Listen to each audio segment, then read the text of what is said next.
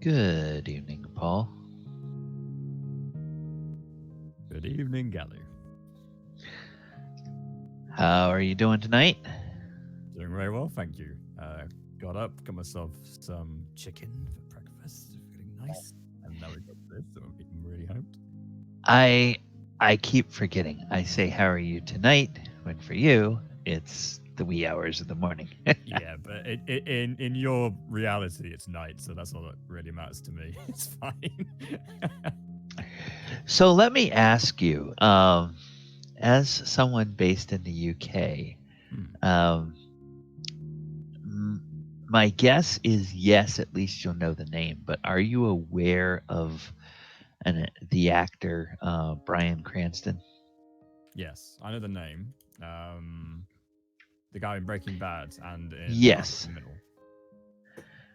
Uh, what was the second one you mentioned? Malcolm in the Middle. I think he's Oh the yeah, dad yeah, in yeah, that. yeah, yeah, yeah, yeah. He was the dad in that. He was the dad in that. Okay, that's where he got known before. That was before Breaking Bad, right? Yeah, it was like early 2000s, and then I think Breaking Yeah, Bad was like Breaking what Bad was like 2009. right on the heels of that. I think so. Uh, yeah, 2005 to 2009, something in or 2010, somewhere in that range. I think Breaking Bad. Well, he's out with a new one now. Um, it's a new one that is being made on the um, premium channel Showtime. Is it Your And Honor? yes. I've seen the trailer for this. Yeah. Oh man, it's like he's it's a different take on his Breaking Bad character. But this time he's a judge and the in New Orleans of all places. Okay, so all Pretty the active. stereotypes about New Orleans, Yeah. and the premise is that his son, who is an asthmatic, um, was involved as a driver in a hit and run accident that killed a motorcycle rider. And it turns out that the kid that was riding the motorcycle is the son of an organized crime boss. Oh no. And so now you've got the judge and the organized crime boss. And, you know, and then of course, because it's New Orleans and New Orleans is infamous, at least in this country, um, as much for its political corruption as for anything else. Uh, you've got all of these seedy tendrils, um, you know, who is crooked that kind of has supported the judge all the time, and obviously whose, pockets the organized crime people are in, and all this kind of stuff. So it's a really good show, and of course He's it's got very well done. range. That Bryan Cranston. He's Oh got yeah, so much range. he's kind of the master of understated cringe. I mean, it's like Mm.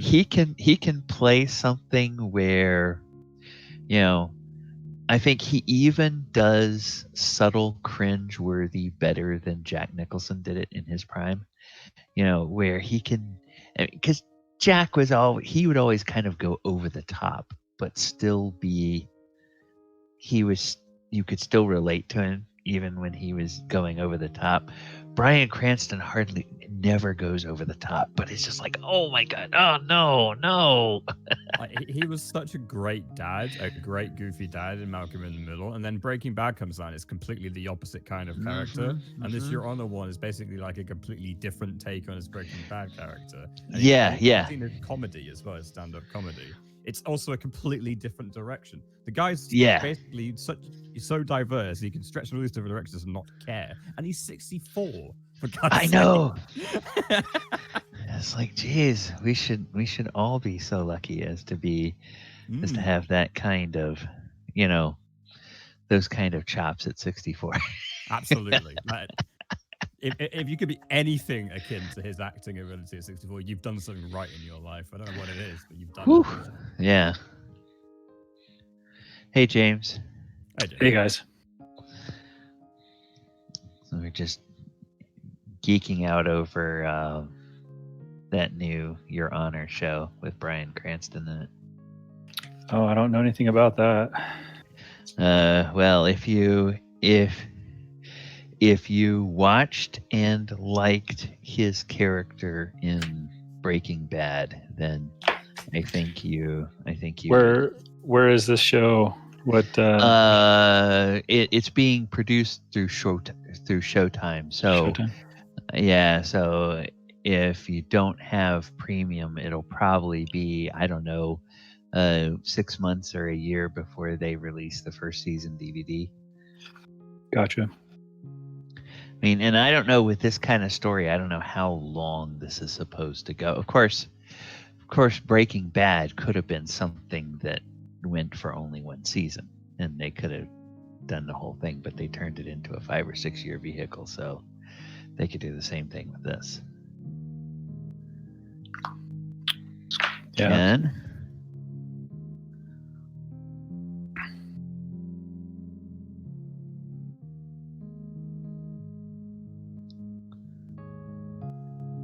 We're almost all here. Yep. And Michael's online, so he should be along shortly.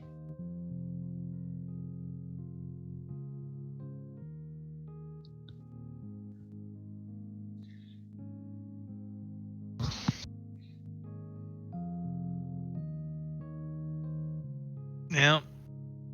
I almost didn't make it. They decided to tear down like a whole alley road of internet cable. Oof. And replace it. So I've had the internet for like 4 days. Oh my goodness. God. Yeah, it sucked. He didn't necessarily have the option to be here, yeah. Oh my goodness. Of course, 96 hours without internet. That... I know, right? All right, I got by. Yeah. Well, see, now normally it wouldn't be so bad, because if my internet were out in normal times, I would go over to like now I couldn't host a stream or anything, but I would go over to like the Panera, which is, I don't know what the equivalent is in the UK, but Panera is kind of like a fast, casual, sit-down breakfast place, where they make your bagels and your coffee, and they have the morning pastries and all that kind of stuff. In my opinion, it's a little bit better than a Starbucks. Yeah, I know what Panera Bread is. Well, I was just thinking in Paul's case. A bit like an internet cafe? Pardon? A bit like an internet cafe or some place with free Wi-Fi? Well, it's a place with free Wi-Fi. Yeah. I mean, they don't bill themselves as an internet cafe, but if you go over there and park yourself with your laptop and you buy a coffee and buy, some food, they're not going to kick you out.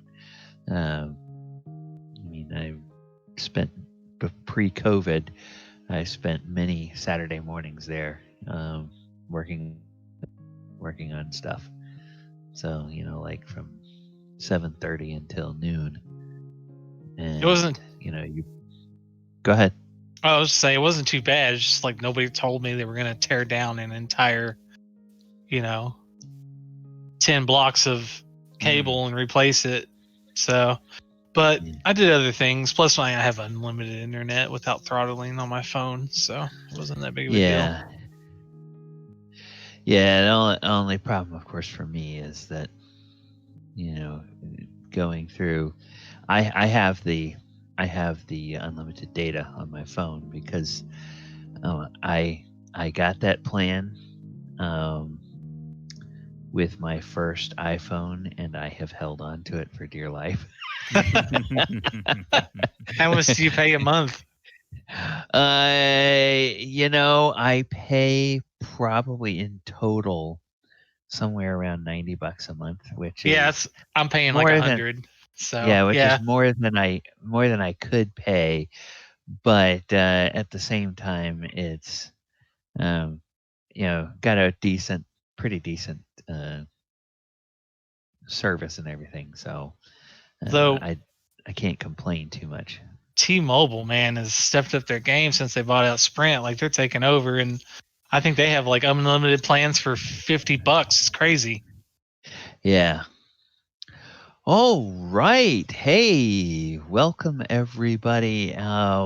For the stream and for the viewers and for the players, I want to apologize for this weird, stupid thing that Roll20 is doing, and it's about to drive me nuts. The folks who have followed the game or played in the game for a while know I have set up through the Roll20 jukebox. I've set up a playlist of several songs that play during the pregame. And what happens now, for whatever reason, and it's done it for about a month or so, is that if I don't turn on Roll20 at least a half an hour before I want to start that jukebox, it's like on the DM computer, it takes like a half hour for it, for whatever reason, to start playing. Now it'll play it on the other computers, but it winds up only playing the first song and looping that first song over and over and over and over and over again. It won't play through the entire list. So um, for people who have tuned in and were kind of annoyed with the same music playing over and over, that's because I did not start the DM computer an hour before we wanted the game and start playing the music there. But what this does mean, speaking of music, it means that we are getting ready for Falazure's famous finger-picking style. Because last time on this here game, the party were in the town of Gracklstugh. They had come to Gracklstugh, uh, and they were spending their time at this particular locale, which is the Shattered Spire, and I can actually go over here. Oops. I can actually go over here and show that to everybody. This is the Shattered Spire. And they had been in the Dark Lake District, which is here. Several of the players, or several of the characters, had gone to the Blade Bazaar, which was over to the over to the east, and they had bought and sold and made some new friends over there. And then the inn where they are eventually going to lay their heads at the end of the evening, or the plan is at least, is Golborn's lair. Now, I say the plan is because at this moment they are in the Shattered Spire, and they have been promoting all day that, or at least all afternoon, that that Falazure, the famous bard Falazure from the surface, is going to be performing, and they have everyone from the bartender and her brother and her husband and the gnome gadfly of the Blade Bazaar all talking about this famous bard and all excited to come and hear him play. And when we last left off, we were getting a little bit closer to the evening, and excitement was building up, and some other folk were coming in, including other musicians who are natives or natives of the Underdark or residents here of Gracklstugh, who wanted to hear what this surface bard might have to play. And it's maybe an hour before you figure that it's going to be a good time to take the stage there, Falazure. So you guys have a while, and I believe you all were in the middle of talking uh, a little bit, discussing some of the information you had gathered last week. So I'm going to let us pick up with you all continuing that discussion, and we'll see where that takes us. So I didn't really pick up much. Everyone thought I was drunk. Thaldor, you seem to pick up some good info. Yeah, there were some concerns that your gadfly friend had.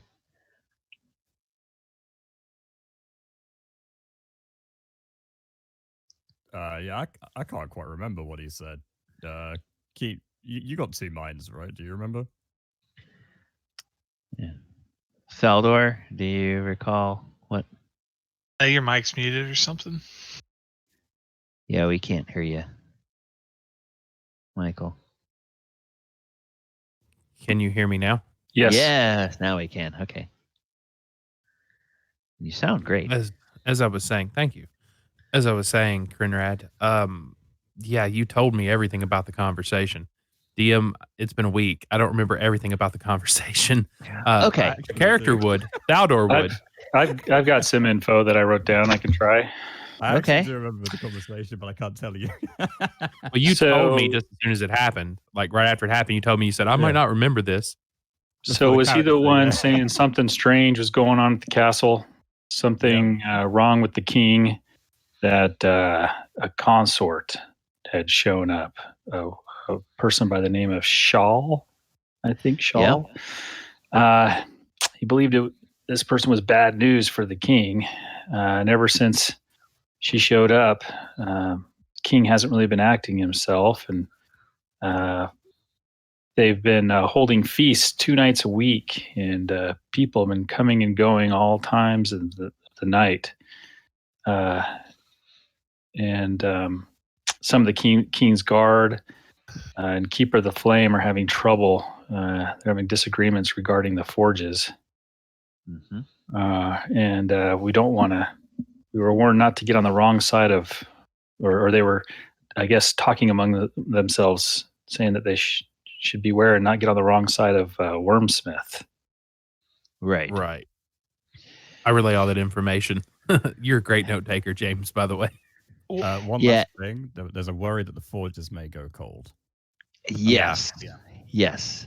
And the other piece of that, there was 2 pieces of news involving the Keepers of the Flame. One is that they are at odds with the King's Guard. The other is that they are at odds with the Wormsmith himself. And so it's hard to tell whether that's the King's Guards and the Wormsmith on one side against the Keepers of the Flame, or whether there's 3 different sets of opinions and they're all kind of at odds. And, they didn't really go into any detail of what they're at odds over. So, well, Thaldor comes up with an idea. So as we're all talking about this, he's thinking, and he looks at the group and looks at, is Falazure sitting at the table with us? Ken, are you at the table with us? Okay. Yeah. I have an idea. Hear me out, guys. And I kind of low talk this. Okay. Hopefully with your performance tonight, maybe we could grant it an audience with the king if you pull out a hellacious performance. Hell, buddy, you read my mind. Exactly. We're on the same wavelength. As I was thinking, if you can get us an audience with the king, then maybe we can find out what's going on in the castle, because you're one hell of a bard, and maybe we can get our way in there, maybe by roll invite. If the king hears this uproar, who is this Falazure guy? And then we just walk in and we can kind of figure out what's going on from there and keep our eyes open, keep our ears to the ground. I guess we could dress you up as my band members or something, or like one of you could be my manager, and I am your manager. Maybe the other two of you are like what we call roadies in the business. Well, Paul's got to carry all your weight. You know what I'm saying? Or Krenraid's got to carry all the weight. Well, Krenraid, if I remember, had an idea about how he could help to enhance the show. I had a few. Yeah. So I busted out my pipe. I don't know if you remember. I'll just place it on the table last week. And I reckon if we could do some finger waggling fun, that we can make the smoke monsters like come alive. So like, what if we have like, I blow like a little tiny smoke dragon, right? And someone does some finger waggling or waves a torch to like do the fire breath or something. It may look a bit more crazy. I had another thought as well. I'm going to reach into my bag, pull out a bag of blasting powder. We had this thing we used to do when we were kids where we'd get a bunch of flint and tiny sprinkles of blasting powder. We'd put them inside little leather balls and we'd chuck them around and they'd make little bang noises. I reckon if we do that and we chuck them on the ground and make all these little fancy banging noises alongside all the theatrics of it all, make it look real fancy and proper, it will make it seem like Faerun is the truly amazing bard that I've said to every single person I've come across that he is. But I've actually never heard him play, so I have faith. He has got that mixed up. Falazure is the bard, but I want to work. I know that ale. He's been drinking. Yeah. That ale I ordered for him he was hasn't too strong. been in that whiskey yet. No. Yeah, so my memory isn't very good. It's all right. Well, Mulek, you're good at doing illusion stuff, right? You could enhance the show somehow that way. Well, I had a little bit of a different thought. See, I have a thing I can do that allows me to understand any spoken word in any language. And I was thinking that while you're performing, and hopefully we gather crowds from all over this stinking place, that I could just kind of, walk around and just see if I could pick up any kind of good info. Can you cast that on me as well? I wish I could. I don't think I can. Yeah, well, I'm pretty sure that's just something that you can enhance with yourself. Yeah. Well, Krenraid, let me borrow some of that blasting powder. I have an idea. And Thaldor's drawing out a little thing on the table. It's like, watch. So if we line the stage with the blasting powder, then we set it off at one end and it burns from one end to the other. And as it flashes, Falazure pops on stage. Yeah. That's clever, that is. It's like his entrance. Exactly. I want to know why Krenraid is running around with the first ever talked about gunpowder. That's what I want to know. Now, I didn't realize what stage we're at in the world. It's blasting powders. It's not quite gunpowder, but okay. All right, fair enough. It's used for mining. Now, yeah. I could make Falazure invisible. And then he could choose once he starts to perform that all of a sudden he appears. I don't know, that'd be cool. Like I said, we take the blasting powder, trace it across the ground, and we look. He gives us a signal, and right before he appears, we light it, and it just flashes right in front of the stage, and boom, there he is. I do have a question though. How flammable is the stage? Because this blasting powder is made for blood busting up rocks. We get small amounts of it. It wouldn't do very much, but yeah, and the blasting powder, if you have it just laid out and it's not compressed inside, like a tightly compacted space, it's going to smoke and flash more than it's going to deal any kind of damage. So yes, it's a volatile alchemical powder. Ignited by an open flame or fuse, it explodes. Now, each creature within 5 feet of the exploding pouch must make a DC 13 saving throw, taking 3d6 bludgeoning damage on a failed save or half as much on a successful one. Okay. If now, it's tightly woven, like if it's in leather or bound, right? Or Gally? could I use my proficiencies in alchemy to make it so that it would be harmless? okay. Now, yeah. Okay. I'm looking at the there's blasting powder, which is an actual equipment piece out of the Wildemount source book. But then there's actually gunpowder, which is out of the just adventuring gear, and setting fire to an ounce of gunpowder causes it to flare for 1 round, shedding bright light in a 30-foot radius and dim light for an additional 30 feet. So Now, 6 seconds. what I can say, Paul, is I can say that what you have is you have gunpowder instead of blasting powder, or that you have a little bit of both, and like maybe whatever you said, however much blasting powder you said, just cut that in half, and then the other half of it is actually gunpowder. And keep the blasting powder. Well, see, the thing is, the blasting or the gunpowder is what can give you the special lighting effect that you guys are looking at. Couldn't it just be like? Sorry. Whereas the blasting powder is actually something that is like it actually just does explode. It doesn't burn, it explodes. I guess that's the difference. Gunpowder technically burns, and when you burn a sufficient quantity of it all at once, in the back end of a cannon behind a heavy ball, it's going to eject that ball, that projectile out and hit something. That's why I didn't take Would it the be fair to gunpowder. say that Mulek had like some phosphorus or magnesium or something since he's an alchemist? Why don't I just create an illusion of a flame? Just of a 5-foot big, huge flame. And it's not going to hurt you. It's just going to be an illusion. And then he can run through just the appear. flame. Yeah, you could run through the flame or do whatever. That's impressive. You can do that? That's way cooler. Yeah, the hell to the gunpowder. You can do that, Mulek? Oh yeah, it's called minor illusion. Yeah, Dang. yeah, he could. He could run, and Falazure could run right through it. He steps right out of the fire. Oh, someone's coming in choppy. Light. Oh, was that me? I hear you fine. Testing. Yeah. Hello? Yep. Okay. We're all good? Yep. I don't know. Okay. James, you still with us?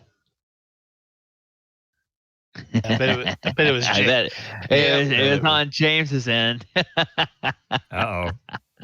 Oh, he'll come back in. Yeah. Okay. So, as you guys are having that conversation, suddenly there is a commotion at the door of the inn, and a number of figures rush inside the inn. And I am going to make us a very crude square here that is going to represent the interior dimensions of this inn. And I am going to put a doorway there and a doorway there. And then you guys are over here. And what you see is coming in through the door. Uh-oh. Is that me or is that somebody else? Okay, must be somebody else. I'm hearing Discord do its bloop and bing and everything. So that must be somebody else. I'm gonna go ahead and move this over here. Remember those wrinkly guys that you saw at that one table? Yeah. There's 5 more of them come rushing into the inn, and they are all carrying these curious hooked short spears, and they have a look of some kind of madness in their eyes, and they just go up to the nearest person sitting at a table, and one of them just takes his spear and just jams it right into the guy's back. Oh, snap. Grabbing my hammer. And it is going to be an opportunity for us to have a little bit of a combat. So, what you have is you have a bar where there are a bunch of commoners, these rowdy people that have come in causing trouble, and 4 adventurers who are there. And the obvious exits are these 2 double doors here behind these people. Anybody who goes through those doors gets out and is considered out of the combat. But these guys just come charging in, looking like they are intent on, murdering anybody that gets in their way. So, you guys, I'm back via my phone. My internet, dumped out on me. So. Oh no. Okay, so you're on your phone, and I don't suppose you have the Roll20 app on your phone, do you? No, but I can look at about getting it on there. Okay, yeah. There is a Roll20 app on the phone that you can see. Oh, somebody else just. Okay. All right. James. In there. No, all of us. All right. So it was all of us. Yeah, and James, I'll until and unless you get a chance to do that, I'll kind of describe what's happening as your turn comes up, and you can tell me what you want to have Mulek do. So let me go ahead and get Mulek out here. I couldn't find the app, but I'm just logging in through the Safari. Oh, you know what? I think you're right. I was thinking of it as an app, but I think if you just go through your browser, you can do either. They both work. Yeah, you can go on that. All right, so everybody who is able, go ahead and make me an initiative check, and I will go ahead and. That's funny. It says advantage. Okay.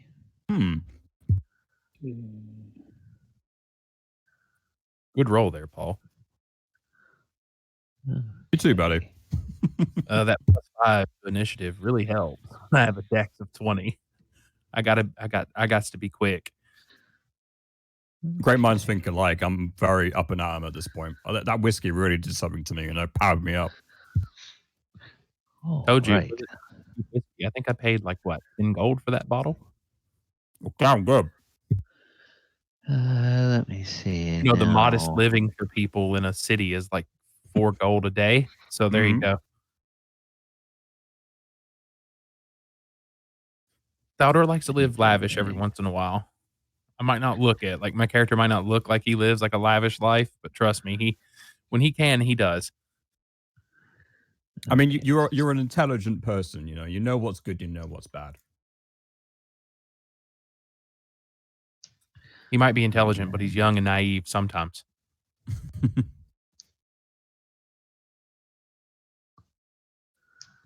All right, so then, there we go.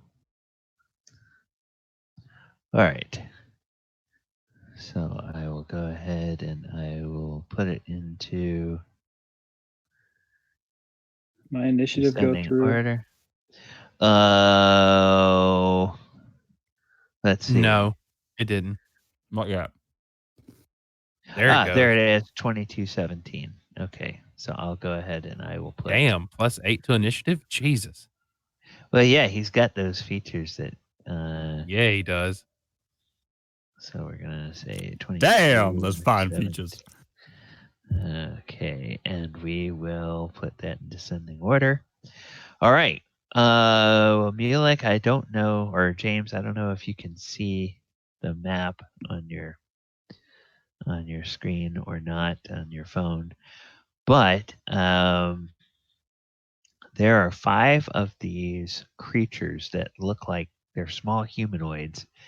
And I don't know if you heard their dramatic entrance or if your phone was dying then or not. Yeah, I didn't hear. Okay. They burst into the bar and their eyes just have this wild, mad looking rage.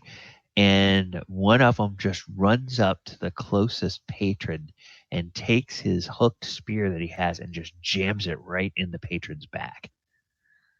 And so they are, they are attacking commoners basically sitting in this tavern. And you guys are apparently the only muscle that is here. So as I see it right now, from your square to the closest one of them is 60 feet. So I don't know what Am I up first? Yeah, you're up first in the initiative. All right. I will go ahead and cast Hypnotic Pattern and place it right in the middle of that group. Okay, Hypnotic Pattern, and let me go to the spells, and then So it's a 30-foot cube. I can cast it at least 120 feet. Yep, 30-foot cube. And it's a Wisdom 16 save. Oh, I should do this with my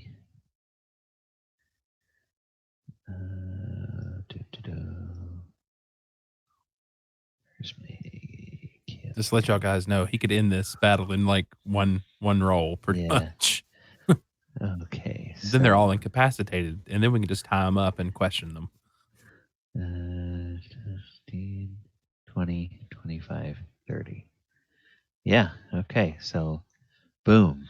This brilliant flash of colors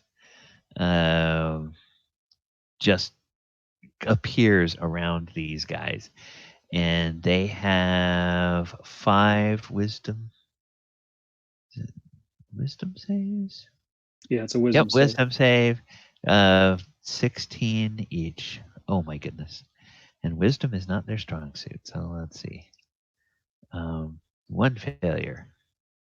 2 failure. 3 failure.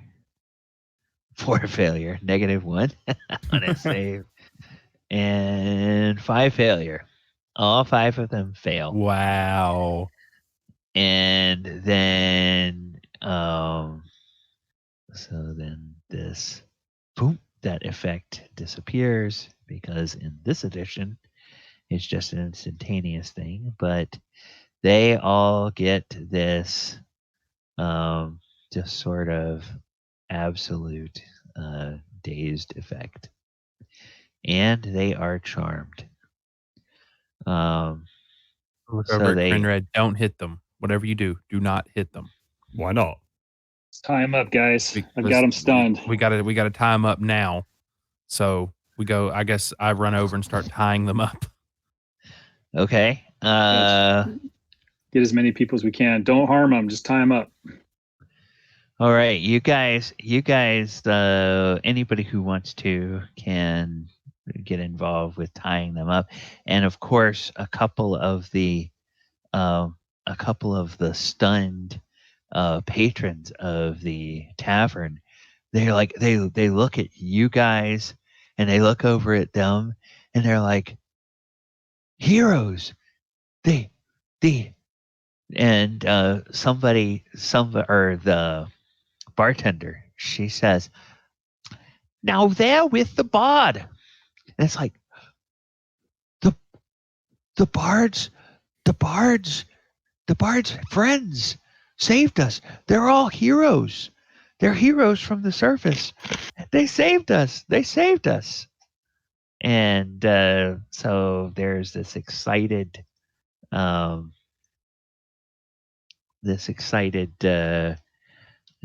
amount of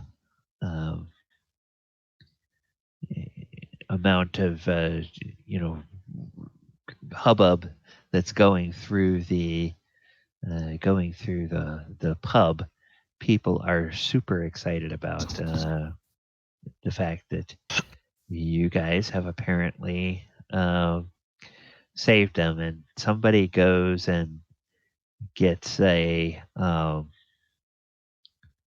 somebody goes and- City Is the Watch. is the one individual that got shanked by the first one? Is he dead, or is he like?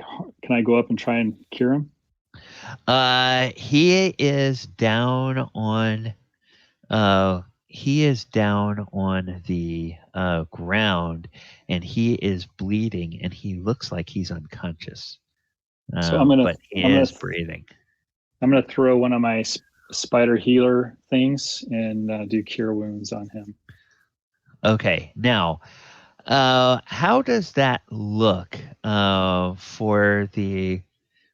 Because I have to kind of figure out how are these duergar going to react to what this thing looks like.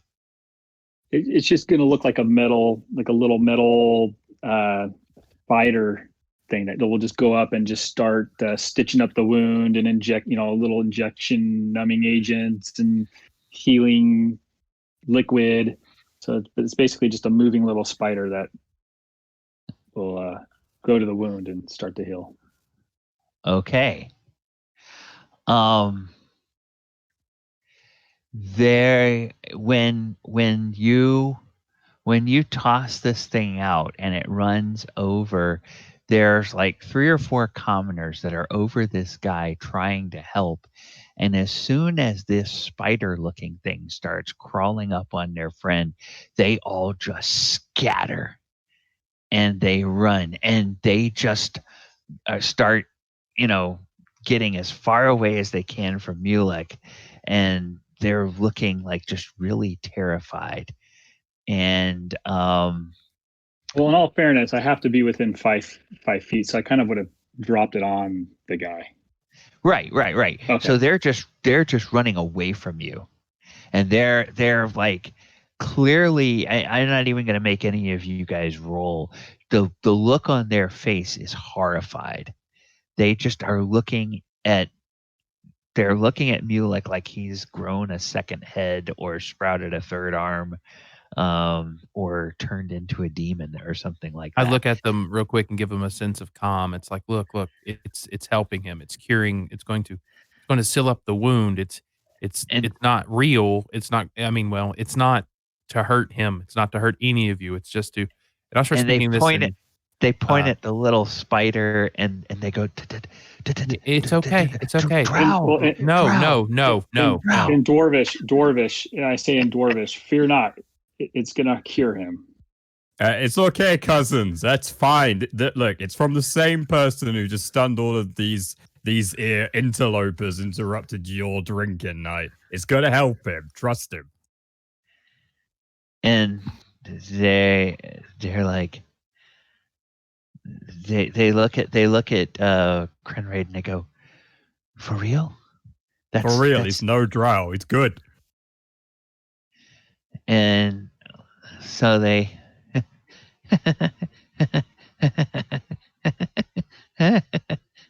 oh, okay.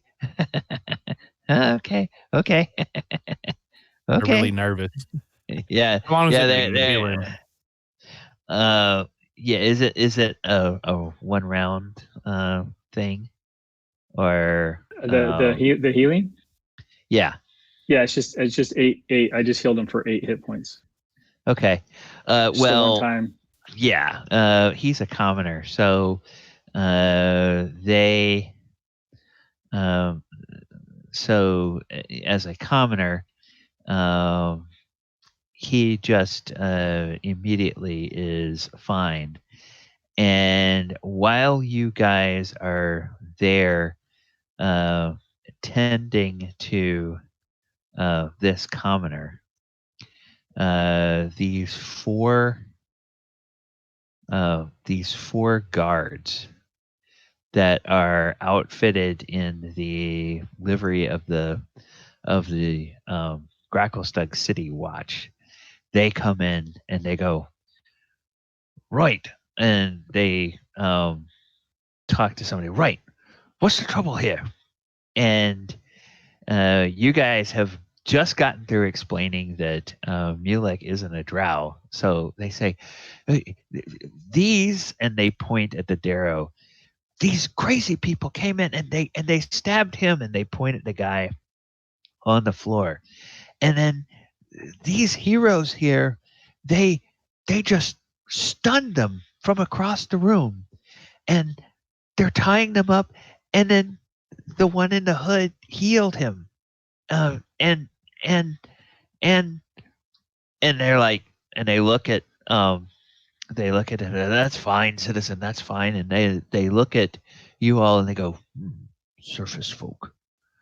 Strange. Well, it seems we're in your debt. Now, we will take the prisoners from here. Thank you. You've done a service for Gracklstugh this day. Falazure and his troop are always happy to help. What can you say? The famous bard from the surface. We're his traveling companions. They look at his mighty face and they just collapse out of sheer pressure. Oh my god! And caution, those guys are going to come to in any second now. I only knocked them out for about a minute, so. Make sure you boys come back and get free beer now after your shift, all right? And I just wink. They listen to what Mulek says. They kind of acknowledge what Falazure says, and then they turn back to the to one of the duergar, and they seem to know this man by name. They know him as pop culture. That's what I need, and this is what I need, and then dwarf is what I need. They look at him and they say, Beldrum, now tell us true. Is it true that these stinking Darrow came in here and started attacking people without provocation? And Beldrum says, yes, Captain. That's exactly what they did. And then they look back at Mulek, and they grin and they say, you don't have to worry about them waking up. And he says, swords. And all of them draw their swords, and they just and they just kill the Darrow right then and there. Do you know what a question the tavern. Good I would lord. have asked them a question. And they look at you and they say, "You've done your job. Now we've done ours." And so Okay, then with that, you are ruthless. With that, I can't argue, gentlemen. But the thing is, I would have questioned why they did what they did, where they're from, and who they're answering to. And they say, well, they say as for who they are, they're stinking Darrow. As for what they've done, they attacked innocent citizens of the city. As for who they're working for, the gods only know. The Darrow have been going crazy for the last month, and bands of them have been roving through the streets of the city, just slaughtering people indiscriminately. Well, that answered my As question. far as I'm concerned, the sooner we purge every Darrow from this town, the better. How long have they been doing that for? About a month. Do you know any reason why they would act this crazy, or are they normally a peaceful people? What's going on? They're an unholy half-breed, gnome and goblin spawn. They shouldn't exist. Yeah, that does sound a little dirty. I gotta say, cousin, these same Darrow, as I recall, were in the pub just chatting to themselves earlier this very day, and now they come back here. Actually, they were different Darrow, but yeah, and those guys were in here around lunchtime, and they left. And as you look around, there aren't any Darrow in evidence now. But yeah, they do that, and then they call for some other guards, and the other guards come and they start hauling the bodies away. And you're gonna help us clean up, cousin. There's a lot of blood on the floor now. Oh, there are a few people that they bring in that they have start to clean up, and then they go and they question several of the citizens, and they, after they they let you volunteer your statements, and then the captain eventually will come, and this captain is called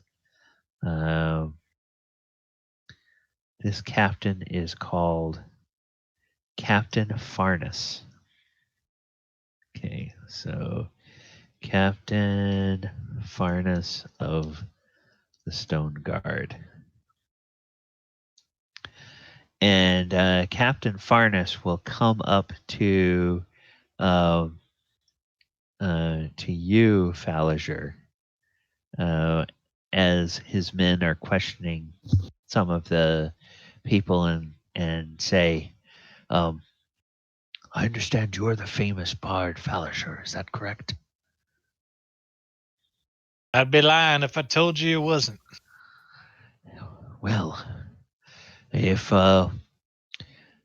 you don't mind, I think I'm going to have some of the boys come and listen.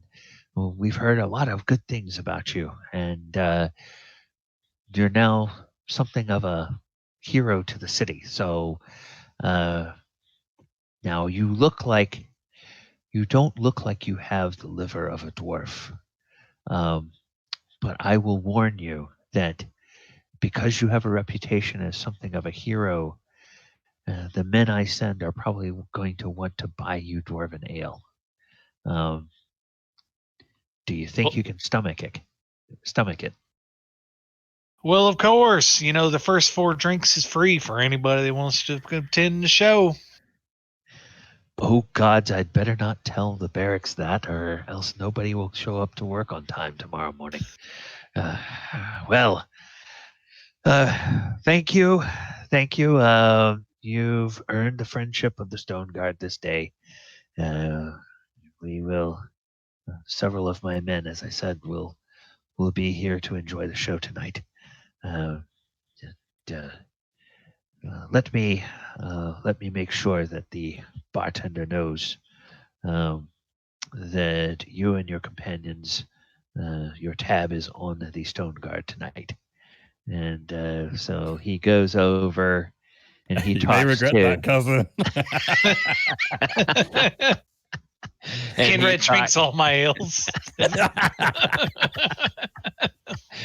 He talks to the bartender who just, she came out from the kitchen and looked just, when the first person screamed, and was there just in time to see Mulek, this flash of light where Mulek was pointing, and, see this guy in a bloody puddle on the ground. And then all of these Darrow just get stopped in their tracks and their weapons just fall to their sides. And then you guys rush over and start tying them up. And she's like, oh, but now she's getting the whole story of what happened from this captain. And she's like, oh, yes. Well, I knew that these were fine folk. Yeah. Well, it's a blessed day for the Shattered Spire, and Captain, your men will be welcome. And thank you so much for your generosity. I just know that your men will love the show. That Falazure, he is such a nice boy. I know that he's going to entertain everyone this evening. And he's like, well, yes, thank you, ma'am. I'll send a detachment around, and don't you worry about the mess. We're getting it all cleaned up. And your patrons have been most helpful in identifying what went on. We are doing our best to try to get these Darrow incursions in check, but every day it seems like more of them just go plumb crazy. And she says, well, I suppose I certainly hope that you all can make the streets safe again. And, well, yes, ma'am, we're doing our best. And, well, good night, Captain. Good night. And he says, good night, ma'am. And then he takes his leave, and they walk out. And if there were a piano like there is in an upright saloon, or the upright piano like there was in the Old West saloons, then that would immediately start playing again as soon as the guards all walk out, and everybody kind of go back to their business. So they will disappear, and we may see some of them later. Okay, well, all right. So much for that. Mulek in the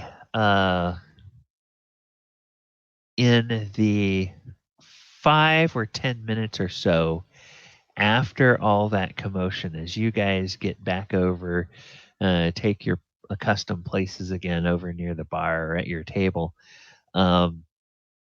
you start seeing that serving maids begin coming over, and unbidden, they start putting mugs of ale in front of Mulek. And they will say, oh, compliments from the table by the door. And, the first one you look over, and the guy whose life you saved, he just kind of gives you a nod, and a nod of thanks, and, indicates he's bought that beer for you. I'll grab it and I'll hold it up and acknowledge that. Nod my head. Okay. And then I'll slyly slide it over to Krenraid. I look over at Mulek and I'm like, does he really need more? Yeah.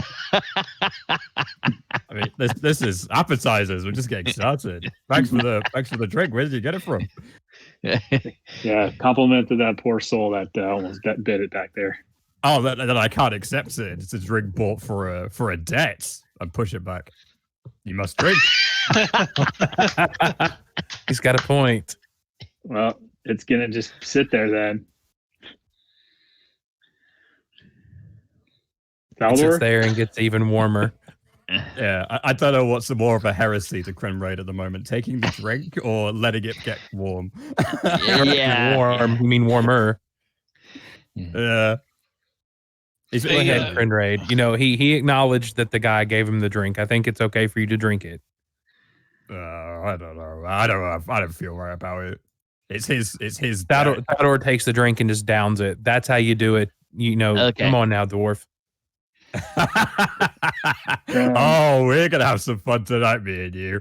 It's on. I might not have your liver, but I can still drink. Falazure goes over to the bartendress or the owner or whatever, and he's like, "Well, I did say that everybody gets 4 free drinks, so here you go." And he pops down this bag, and it's full of like 190 silver pieces. Jesus. Holy. And she says, "Oh, Mr. Falazure, there's no problem. The Stone Guard is paying for your drinks tonight. It's not for me; it's for all your patrons. See, they get some free drinks. They come in and they order food, and then they order, and then when they get to a certain point, you start charging them. Make a killing." Oh, you are so generous, and I know that your playing is going to be divine. Well, thank you so much. Thank you. Well, yes, and I'm sure that there were people showing up here already, but now in word of you and your friends' heroism gets out, the place will be packed to the gills, I'm sure. And, some of the Stone Guard are coming to listen. And if you get on the good side of the Stone Guard, well, you could practically get away with murder in the city. Well, just whenever that silver runs out, you can start making people pay, and you've been real nice to us, and I'd sure like for you to make some good money off of this event. It's all for fun. Oh, well, thank you, dear boy.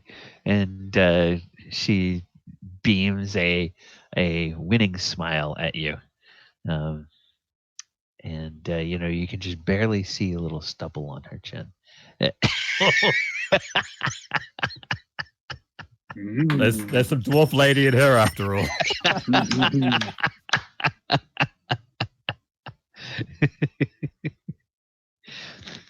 All right. So then I go off and I talk to a couple of musicians, and I'm like, "Hey, you guys want to be my band tonight?" And then kind of go over some stuff with them. Okay.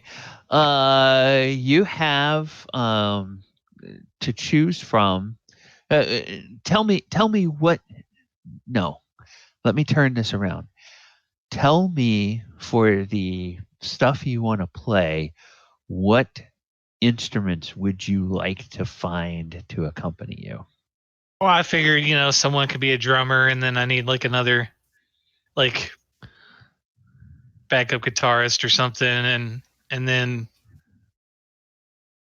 maybe somebody plays a trumpet or something. I don't know. Okay. Yes, you can find someone who has a little hand drum, and you can find somebody that has. You won't find another guitarist, but you can find someone who has a lute. Yeah. And then you can find someone that has a flute, that can play the flute along with your with your tunes. Okay. Just whoever's there that's a musician and they want to participate, they can. Yeah, and you find as you talk to them, they all speak common. You find as you talk to them that when you give them names of songs, they kind of go, Yeah. no, They're like, what? haven't heard of that. Can you play a few bars? And so you play a few notes of it, and they go, oh, yes. That is the Kuatoa and the Kuatoa and the Drow. So I And just kind of like give them the what? notes, yeah. Like, And nah, they're just do, you know, kind of like give them like half-assed directions. That's the same. That's the exact same tune, but we call it the Kuatoa and the Drow. And then there's another one where it's like the the willow by the stream, and they're like, we don't know that one. And you start doing it. No, okay, that is the toadstool by the dark lake. Yes, we know that one. And so it's like every the songs have, they understand the same melodies because they kind of get around different cultures, but they have completely different names because it's all names that are related to things in the Underdark that may mean hardly anything to Falazure. Just like all of the surface references mean hardly anything to these folks. I would like to go up to Falazure at this point and like tap him on the shoulder. Hey, Falazure. Hey, what's up, little buddy? So I may not have much musical sense, like at all, but I do know what dwarves like. And if my cousins are anything like me, and word on the street is they like the sound of a forge. So what do you say if I go grab an anvil, put it on the stage, and I can use that as an accompaniment for whatever you're playing to make it a bit more metal and dwarvish? Hey, I know what you mean. Kind of like a cowbell. Well, hell, we always need more cowbell. Yeah. I don't know what that is, but yeah. Just puzzled. You've got to see that video. Yeah, the studio called. They said they need more cowbell. Yeah. Krenraid has no idea what a cowbell is. He's just thinking, what? Is it a cow that rings a bell? Like, how is it doing that? Like, Falazure goes into this long, like, history of, where the cowbell came from and then how it got turned into an instrument. Such a simple thing. I suppose anything could be music, can't it, really? Well, that's the point, Krenraid. It's about just a feeling, and that feeling gets transformed into a sound. And then you take that sound and you hone it to where it sounds good. Like honing a sword's edge on a forge. Okay, now I get it. It makes perfect sense to me. It's like, I go get that forged? Are we honing this sound? Yeah, if you want to get an anvil, go for it. I think it'd be fun.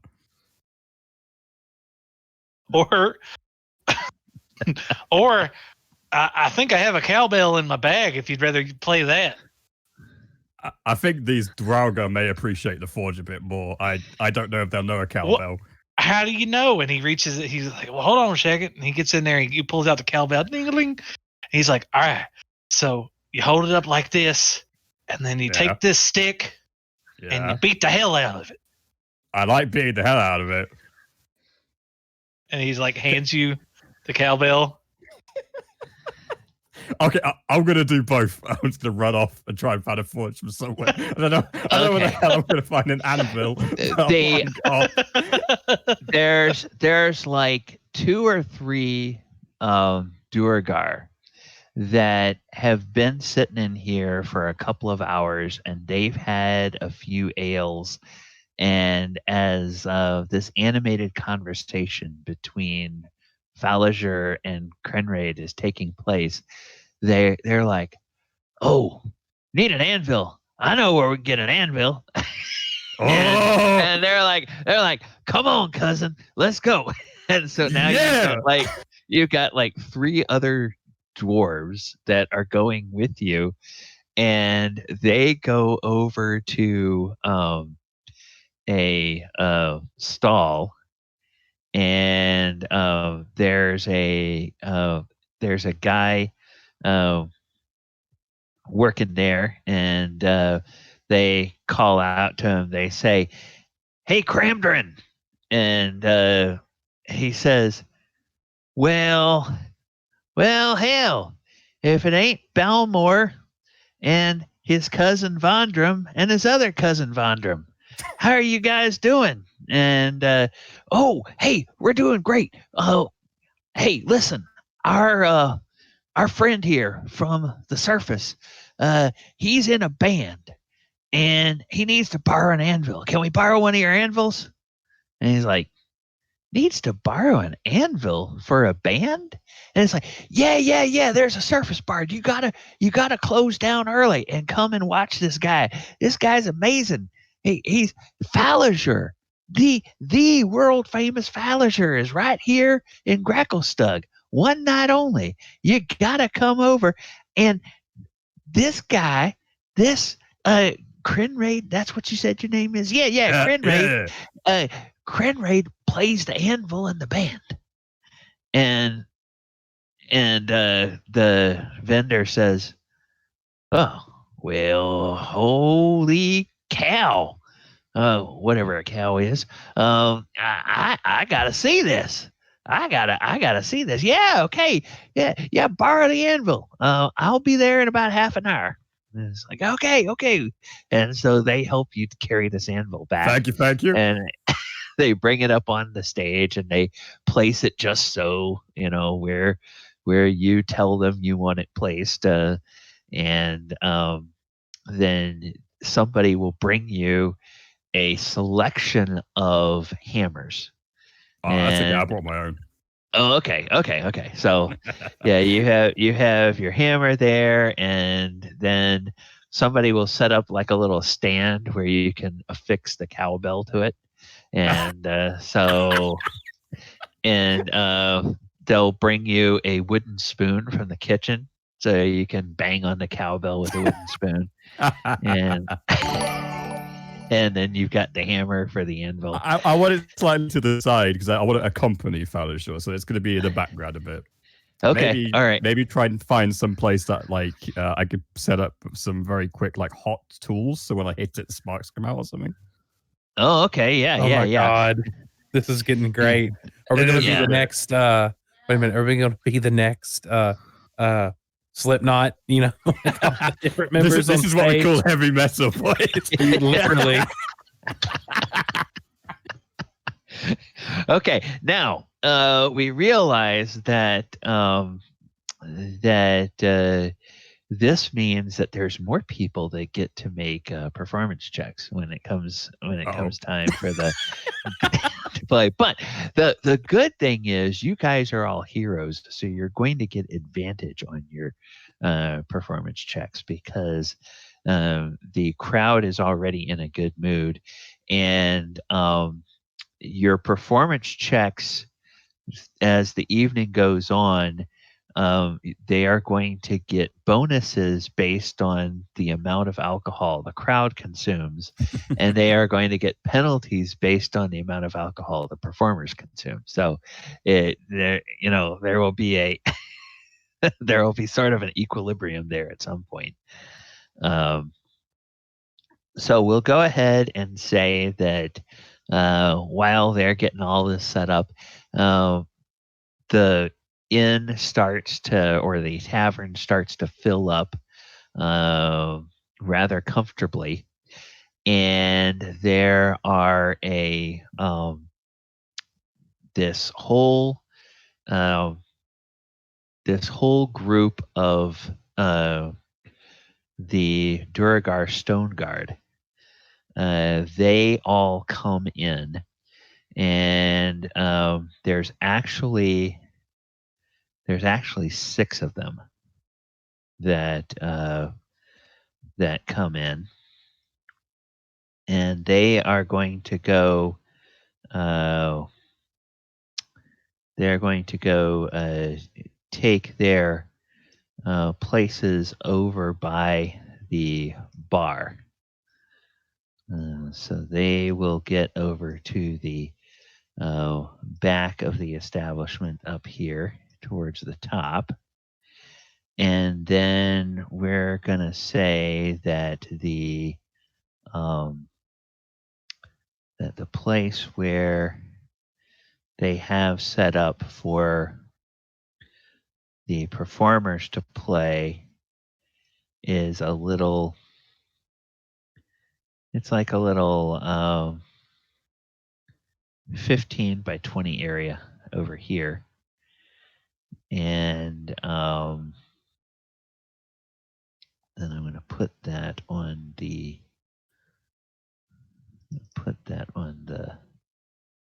map level, so that as you guys you go on here. Oh, and then I need to go to the. Tell you what, Falazure, I can't believe you're putting this concert on for free. Seriously, I know, I understand your reasoning behind it, but don't feel bad if I start passing around a box and just put collections on it, or donate if wanted to, or something on it, because seriously, this could make a lot of money. Thaldor starts seeing like gold in his eyes. My pappy used to say you got to spend money to make money. Exactly. We've done spent a lot. Now we're going to make some back. So Thaldor, as all this is going on, sets up a little box like near the corner of the stage that says tips for band on it or something like that, or gifts for band, to see if anybody starts putting money in it once the concert starts. Nice. Okay. That's smart figure, that is. And okay, so Krenraid is on percussion. Falazure is on strings. Go ahead. Falazure has a discussion with Krenraid. He was like, all right, Krenraid, I got a perfect song where you can play that anvil. All right. Okay. And then I started explaining it to him. And then I said, well, that's the only song we're going to use the anvil for, but you can beat the hell out of that cowbell if you want. Like, when you say beat the hell out of that cowbell, do you mean like smash it against the floor or hit it with the spoon? Well, you hit it with the spoon, get into a rhythm when you feel comfortable. You don't have to do it right away, but when you get comfortable with the beat of the music and you start to want to move your hips a little bit, you just start hitting that cowbell. I'm going to need some more of that beer before I do that, but I will.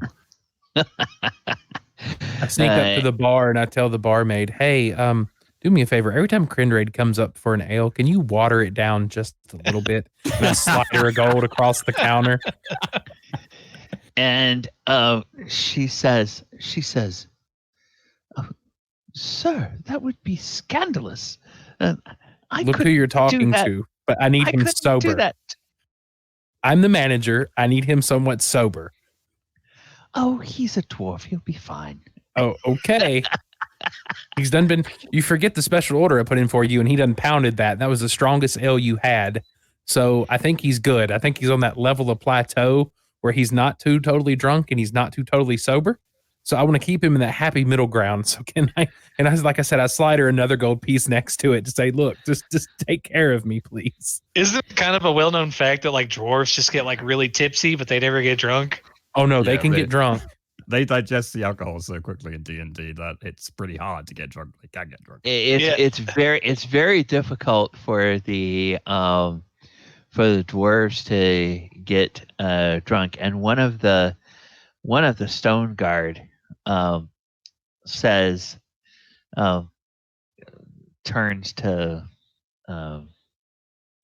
Thaldor and says, "Oh, your friend looks like he's fine to me, but do you happen to know what hold he's from?" Actually, I don't think I've asked. Hold on. Hey, Krenraid. Hey, what hold are you from? The Hillcrest folk, a mountain dwarf. They're all dead, but I'm still here. I guess that answers the question. And the guard's eyes get wide and says, Hillcrest? Oh, well, even here in the Underdark, we have legends of Hillcrest Stout. If he's a Hillcrest, then he could drink a whole cask of whiskey and be fine. I don't think you Okay, have to then. worry about him. I just leave her the 2 gold anyways. Here, this is a tip. Just keep it flowing. And he says, "Yeah, I mean, hey, good on you for watching. Good on you for watching your back. As someone in law enforcement, I like it when friends watch their friends back. You're a good man." And How many stone guard are there? there's 6. I give each one of them a gold piece. Say thank you for being our security tonight, fellas. I paid them for their time. Yeah, nice. And they're like, "No, all right." And as you walk away, you hear one of them say, "Damn, we should have more of these surface performers in here." That's probably more than they make in a week, in like a easy month. money. I am being the manager, by the way. I got to do my job. You know. Yeah. So spreading a reputation that Falazure's band, when they come into town, money just flows, and Duergar, they like money, as we well established. So it's a good thing. Exactly. Okay, so Falazure is playing manager. Falazure is on strings. Krenraid is on percussion. Mulek, are you going to put your plan into place of doing whatever it is? Is it I'm just going to be meandering through the tongues? crowds. Yeah, it's Well, comprehend languages. Comprehend languages. Okay, Yeah. so you'll put comprehend languages on yourself and go through the crowd. So Yes. So I'll start preparing that 10 minutes before he's to start, and then before Falazure goes back, I hand him one of my limitless pills to say, "Take this before you walk on stage." Now, are you gonna do his flashy entrance music? Yes. Or his flashy entrance effect? Okay, all right. Yes. So they the anticipation starts building and everything, and you guys get the signal that it's time to go on. And so Falazure, you get the other musicians you've recruited, they come up, and they all queue up behind you. And Mulek, describe the effect that you create for Falazure's entrance onto the stage. Yeah, so I just throw out. It's just it's about a 5-foot area, just flames. They don't give off. The interesting thing about these flames is they don't give off heat. They don't give off light, but it looks like a big flame is just there, right in enough space so that Falazure can kind of walk through it from behind, because the people won't be able to see him. He'll be behind the flame, and then he'll be able to walk through the flame towards the audience. I'm going to back this up with the pipe as well. I'm going to start blowing a few dragons that just pop up above the flame, or through the flame, maybe even. Okay. All right. And there's and then this flame comes up. And it was like, and the people near the stage, they sort of lean back in their chairs. And then Falazure, what do you do for your grand entrance as you step through this flame? Well, what's the room look like? Like, what kind of races do we have in attendance? Is it mostly duergar? Like, what is it? It's mostly duergar. There are a few people that look like they are built. They might be like humans. They might be half-orcs. And then there are some people that are a little bit taller, and kind of like those folk. A few of those folk you saw on the road before you got to town. They have hoods up. They're about as tall as humans, a little bit more slender, so you think they might be elf-like, but they keep their cowls pulled so far that you really can't see their faces. But I'm going to say Thaldor and Mulek, a couple of those folks, when they turn their heads, you sometimes do see like a flash of like platinum white hair. I ask, what I do real quick is before the concert, I wanted to say I asked Mulek if he could write in Dwarvish on here. Could you write tips for band on this little post sign, whatever? And I'll take the box. And at the very beginning of the concert or through the middle of it, I'll walk up and down like the front row and a few and start holding it out so people throw money in it. Sure. Yeah, I'll do that. Yeah. Okay. Underneath in common, I write tips for band. Okay. So, you guys, all right. So I don't remember if we got Falazure's entrance visual. So what do you do, Falazure, when you walk in? What was going to happen? Like, it was just like some pyrotechnics. It's an illusion of a flame about 5 or 6 feet tall. Ooh! Can it be a circle? Can it be like in a ring? A ring of fire. Yeah. There's some dragon smoke as well. So like there's a bit of smoke protruding down the back of it. There's like smoke coming out the bottom. You've got fire everywhere. There's dragons popping out of the fire now and then to make it a little if we had had this discussion earlier. Sure. Yeah. So you want a ring of fire? Sure. That kind of goes up. It kind of goes up as I'm playing. Can you make it like go? Can it go like from the ground up and just like a hula hoop, or does it have to be stationary? No, it's stationary. It's just gonna sit there, and you only got it for a minute.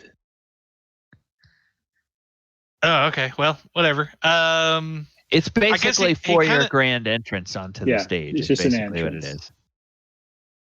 So I was thinking the big flame, a wall flame that you walk through. All right, cool.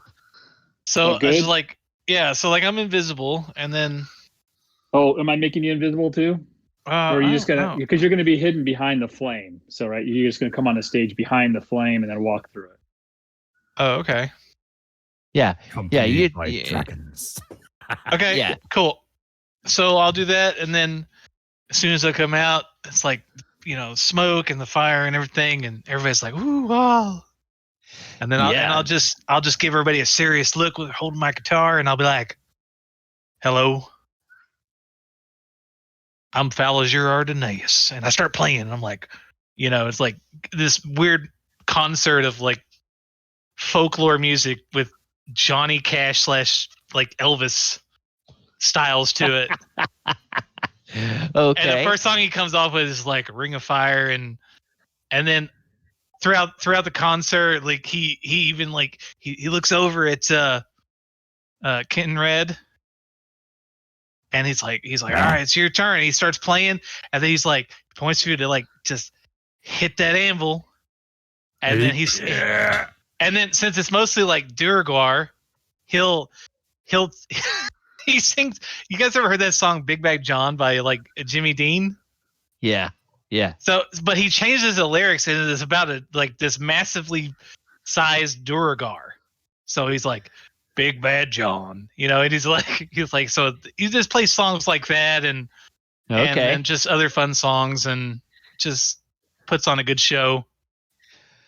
Okay, so in the first half hour, Krenraid and Krenraid and Falazure both go ahead and give me performance checks, and you get advantage on these performance checks. I'm gonna need it. I'm gonna give myself guidance. Yeah. Say, didn't you get the little limit? You got the little limitless pill from Mulek too. What is that? Is that inspiration, basically? No, it's a 1d4. You get to roll a 1d4. It's a smart. Oh, I guess that stacks with guidance. I think that is guidance. It's 2 different spells. It is 2 different spells. Let me just double check that. 2 different modifiers. Okay, then yeah. If it's 2 different modifiers, then it should. Well, it's 2 different separate dice / spells, so I would imagine. Yeah. All right. Well, I'll roll. Here we go. Performance, right? Yep, performance. Backing with you advantage. Oof. I'm gonna need it. 16 Plus and 2d4s. plus 2d4. Nice. Yeah. Okay, Oh, so 22. 22 for Falazure and a solid 15 for Krenraid. Really good. So- That's pretty good. All the time, just So- fucking smashing it. Krenraid, you are right on the beat. But if somebody like Ginger Baker or Neil Peart were listening to this, they'd say he could be a little bit more in the pocket. but the average listener listening to this would be like, "Oh yeah, that sounds great." And the Thaldor, you watch after about 15 minutes. Your heart leaps a little bit into your throat for a moment as you see somebody sitting at a table near the stage seems to notice the box that you have there for tips, and they walk up to it and they pick up the box and they bring it back to their table, and they then they open up their own coin purse and they dump a few coins in and they start passing it to other people on their table. And Nice. then you start to see this thing start to make its way from table to table as it goes around the bar while the guys are playing. Okay, so first half hour, everything goes really well. How long, Falazure, would you play, and are you going to play like a set and then go back a little later and play another set, or are you just going to play one set for the evening? How does Falazure It's gonna be a long concert. I'm just gonna kill him. Okay. He's just gonna play through and just kill him. Okay, so then would you say you would play as long? Would you say you'd play longer than an hour? Oh yeah, a good 2-hour set.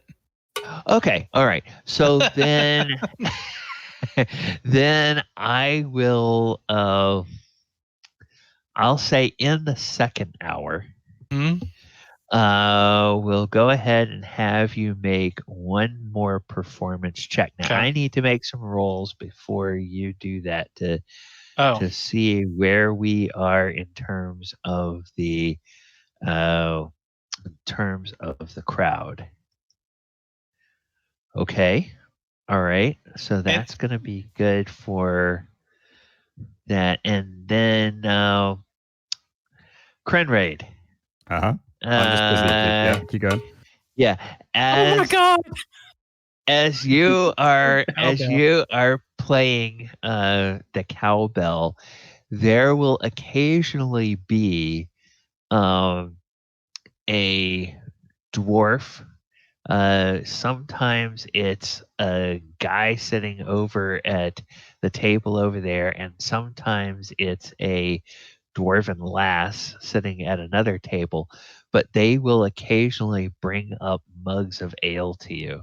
Whoa. Do you continue downing mugs of ale between songs? Absolutely. I'll do it in the middle of a song. I'll drop the cowbell, down a bit, pick it back up, and just continually just go back to beating it like a maniac. Okay, all right. Throw So, different anvil hits every now and then. okay, He's got so the sound effects. the second performance check, Falazure, you still have advantage on your performance check. Krenraid, you're going to have a flat performance roll.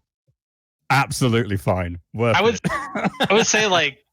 I would say there'd be like a section 2 where I do like some like singing comedy, and that kind of work the crowd over and get a little bit of crowd participation. Okay, all right, And yeah. that'd be kind of like into the second hour, but yeah. Yeah. All right.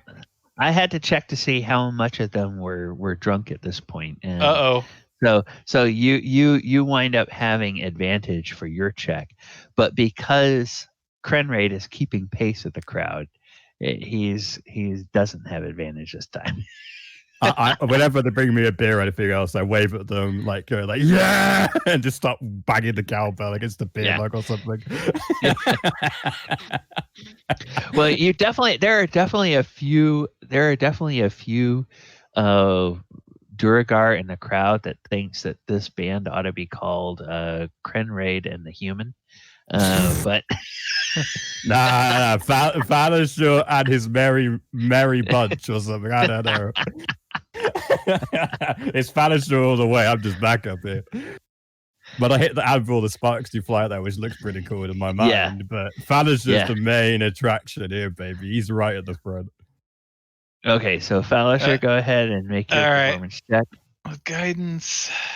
You don't get my guidance. No. Yikes. Okay. You know what? 15.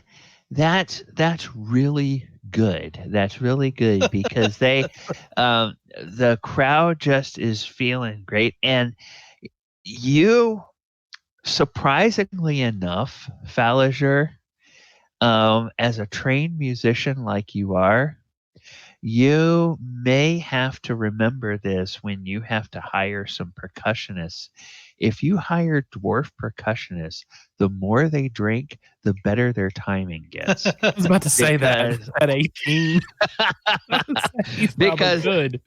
Because now Krenraid, it's like he's just really in the pocket there with you, you know, and he's laying down, you know, you had been worried about trying to lead him so he could put the rhythm down.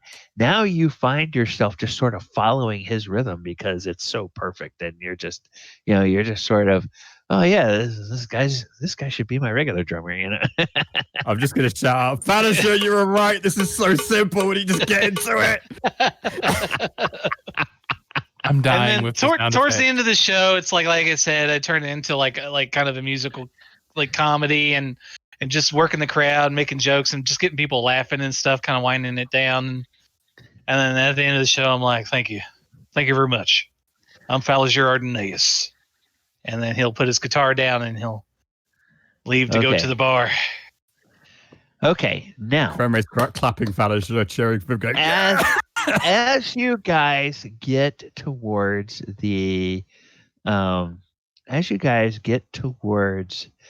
the last song of the night that you guys are going to play,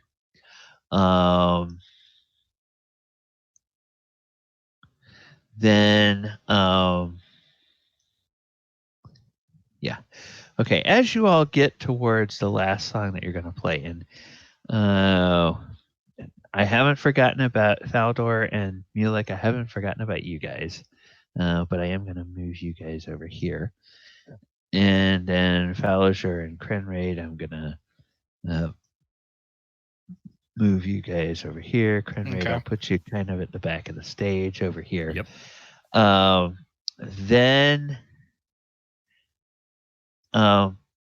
as you are playing the last song, Falazure, you suddenly notice back by the bar, there's this scraping of chairs, and the stone guards, they all just immediately stand up, ramrod straight. And Mulek and Falazure, you hear this commotion, and you turn and you look, and these guards are suddenly standing like they are at full military attention. And then you see that another group of guards, okay, they come in the door, and it's another group of 6 guards that walk in the door, and then they step aside, and form kind of like a little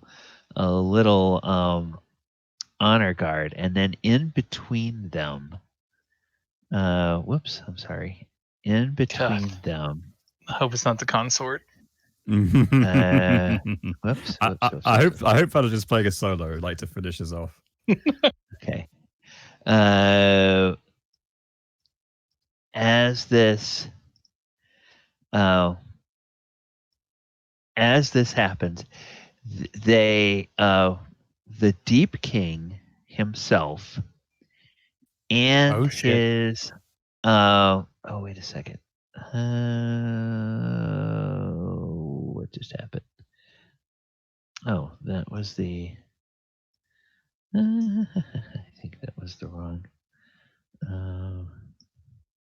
Oh, okay. No, all right. I did something.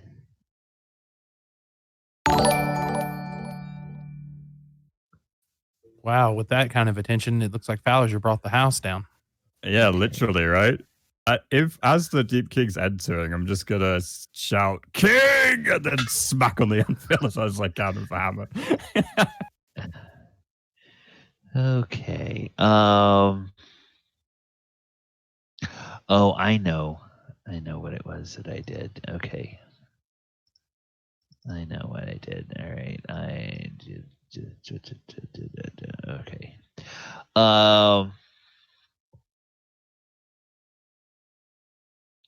Oh shoot. We should have taken bets that the king was going to show.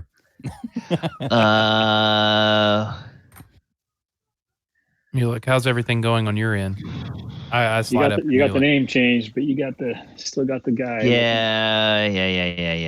It's So that's going on. I'm sliding up to Mulek real quick. It's like everything been going good on your end, Mulek? I don't know yet. I don't know. I'm still waiting to see if I picked anything up. But the crowd looks pleased. Oh yeah, we'll do I guess we'll do a retro. Kind of like go back. Yeah. I wonder how much money we made because that thing passed around. I watched it the whole night. It passed around the whole bar. That's the only thing on Thaldor's mind. At least believe it. At least 1,000 platinum. Oh God! I'd be richer than my uncle at that point. Give it to the king. See what he does. Well, I thought of this after you'd set that out, but I should have created another illusion of several platinum pieces in there to get people like, oh, I didn't think putting platinum in. I'll put platinum in. Yeah, well, the way I designed it, the way I thought of it, it looks kind of, you know how like them old church boxes look? They have a slit in it. Yeah. You know? Yeah. So that they can't reach in and grab it. They just drop it in the slot, like a coin slot. That's what was my idea. Was they just drop it in? Gotcha. The sound of jiggling coins. Or exactly. Yeah. Yeah. Well, for all you know, Thaldor didn't put a few gold in there just to give it a little jingle, or a couple copper. Right? Actually, no, I'm cheap. You could put in It there. could have been a couple copper. Just throw a couple copper in there and just let it jingle around, I got some ball bearings, chucking them in there too. Smack the metal against itself. As do I. I got ball bearings. A lot of them. There you go. Yeah, but no, just to make it give that metal sound. So, but it was passed around. So we'll see.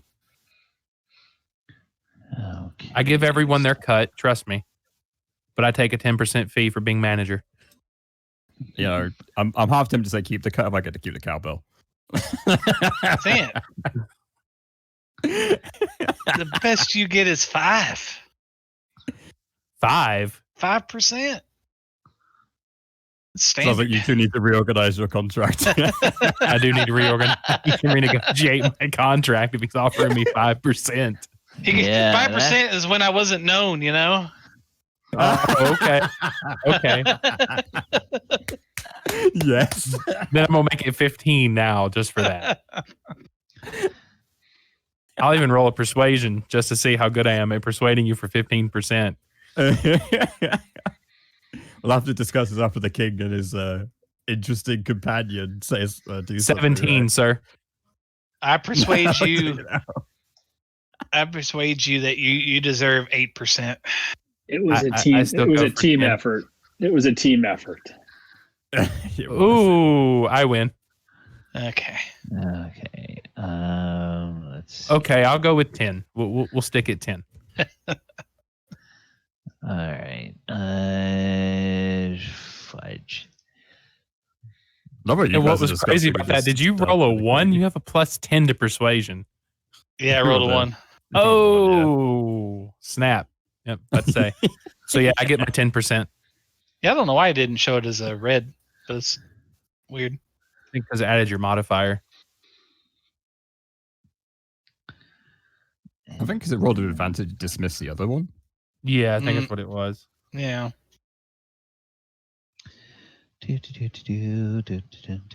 Discussing legal matters as a king walks in. Exactly. Yeah. I'm here. I slide Krenraid a drink. Here you go, buddy. You earned it. Oh, yeah. He's going to drink it, smash it on his head. And I pour Falazure a whiskey. Well, in the middle of a song? Are you still playing? Oh, yeah. Yeah. They walk in while I'm playing my last song. Yeah. That's right. Okay, then I just get it ready for you. And I bring Krenraid. I wonder what the crowd's like. Are they going crazy? A lot of laughing and choking? Is it really jovial? Like I don't know what it is. And then what's going on with Mulek? Has he learned anything? Like what's happened during the time that I've been playing? Outdoors made a bunch of money. I'm sure we'll find that out as soon as we get a token of a consort. Yes. Okay. I mean, we could just imagine it. Yeah, you could just put something there for imagination. I hope it's not a drow. He's got a weakness for drow. Yeah, I put something together for this, and then I wound up saving the wrong thing, and I didn't save the file, so I am having to recreate it. Fortunately, it was artwork that I found and used. All right, so let's go here. I tried dragging most of the attention towards the king as he entered by smacking the anvil with the sparks shooting out and pointing at the king and shouting, "King!" All right. I'm trying to win brownie points. Yeah, and so yeah, when you shout out "King," there's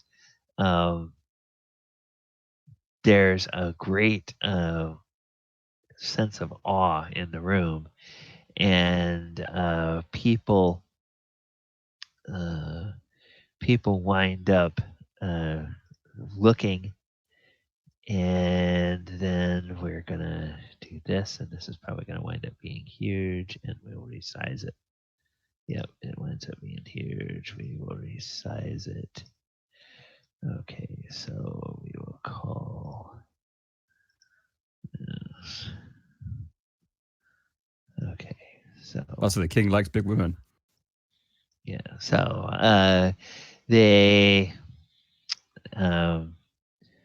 the Deep King, King Horgar Steel Shadow V, and his consort Shawl, they come in as Falazure is in the middle of playing his final song. And, all these duergar, they just stand up ramrod straight. And the king and his consort walk in, and the crowd, the people, they all like, some of them stand up, and some of them kneel down on the ground, and these two, they walk in, and they begin making their way towards the stage while the musicians are playing. And Falazure, as you kind of notice them, the guards, they're sort of subtly giving you the encouragement. Yes, you should keep playing. Just keep doing what you're doing. And because apparently that's what would be proper. And they walk up to a table that is right next to the stage. And as they approach that table, everybody who's sitting there, they just, pick up all of their stuff, and they immediately vacate the table. And the king and his consort, along with several bodyguards, they come up and they sit down at that table. And so they are there and they are watching now this performance. So you've been playing for 2 hours, and now the king has come in. Oh no! So now the question for Falazure is Falazure going to keep playing, or is he going to end the show like he planned? I guess he has to keep playing at least for another 20 minutes or so. Okay. All right. Or 30 minutes maybe. He's probably got a few back written things he can put together. Okay. So what we will do is we will go ahead at this point in time. I have 40 after the hour. Let's go ahead and let's take our break. We will come back. We will see how impressed the king and his consort are with this world famous bard that has descended on his city, and we will see what happens for the rest of the evening. So let us go ahead and take about 10 minutes. Chat, thank you guys for hanging out with us this evening. We're going to go ahead and take a break. I will it was an epic performance of heavy metal. And we will be back in a little bit. I'm going to put the music on. Hopefully it will cooperate with us now. And then we will go ahead and resume our game. All right. Here is the music. And I'm going to mute.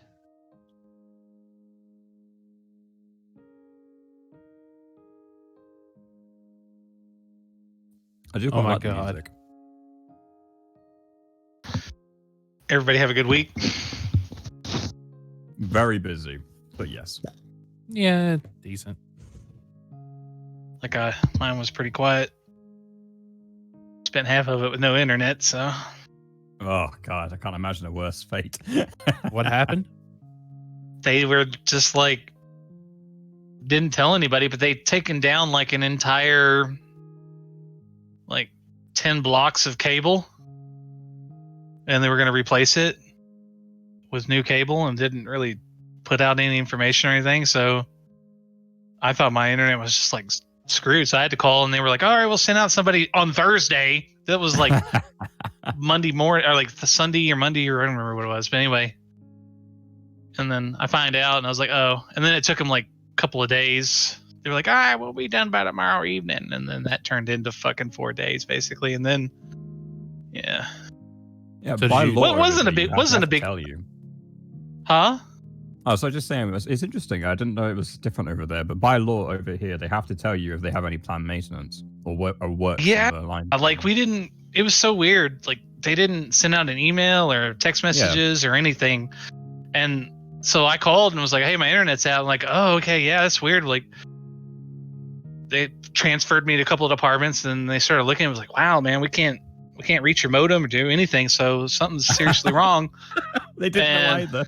They didn't know either. Yeah. So they didn't even send a fucking email into like company wide or nothing, you know? Like, Yeah. oh, by the way, this city is gonna have some downage, you know, because of such and such. Nope. It seems pretty obvious that they should, but obviously they didn't. No. I was driving around and saw him working on cable, and I stopped by and kind of freaked him out. Like, whoa, where's this guy come from? And so I started talking to him, and they're like, yeah. That's when I call my cable company. Anytime there's an outage, all right, that's especially if it's like they might have planned it but didn't notify you. Yeah. And that's when I would call them and tell them, hey, I'm not paying for that whole week of cable or week of internet service I didn't have. And they usually deduct that from your bill. I'm not worried about it. Oh, dude, no, that can be like $50-$60 or more. I would sit there and tell them, hey, I was without internet for a week and you didn't notify me. I'm not trying to be that guy. At best, they gave me like $20 off or something. It was only for like 4 days. Yeah, but that can add up. Like literally, yeah. Like when my wife just said, when we lived in our apartment, dude, we didn't get hardly any of our channels that we paid for or anything. Like it was like a total blackout. I called them, they sent a tech out, and not only did they send the tech out, they didn't charge me for that, but also they credited me like what was like $60, $70 to my bill just for because it was their screw up, not mine. Well, I was happy. I got like an extra 20 something down or whatever. So because of the new cable put up. Yeah, because they just replaced the lines. But that also, I understand the feeling of no internet. It really does suck. I missed that session 2 weeks ago because of it, so I understand. Well, I had my phone with unlimited data, but it was kind of nice to just be like, oh, okay, well, I'll sit around and, do nothing and kind of just really relax. I wonder why I didn't hear from you this week. So then I broke down and bought HBO Max subscription. There you go. And watched the Godzilla movie again because I really like the Godzilla movies. I was going to say, Ken, what was it? Crap, I lost my train of thought for a second. Hold on. I could run Steam in offline mode, but unfortunately I only have like 2 or 3 games downloaded. So I had to play Divinity Original Sin, and I just couldn't get into it really. I don't know what the problem was. I wasn't there. Yeah, I was about to say it's not. Well, I think I've played through the storyline multiple times, like up to a certain point, and I'm just like, I don't want to go through this again. Understand. Oh, I remember what I was going to say. If you so say you had a power outage too. So say like your power was out for a couple days. Same thing with your cable company or your internet provider. They can credit your bill for that too. Also, I found this out. Did you know that your homeowner's insurance, even if you live in an apartment, or renter's insurance, if you're without power for more than 24 hours, they have to replace everything in your refrigerator? Aha, that's smart. I didn't know that. Yeah. I guess that might be, you can check with your local I'm gonna look that up, and stuff. But I know here that like literally when my house fire happened, and that was one thing I had to write on my forms, was everything that was in my refrigerator.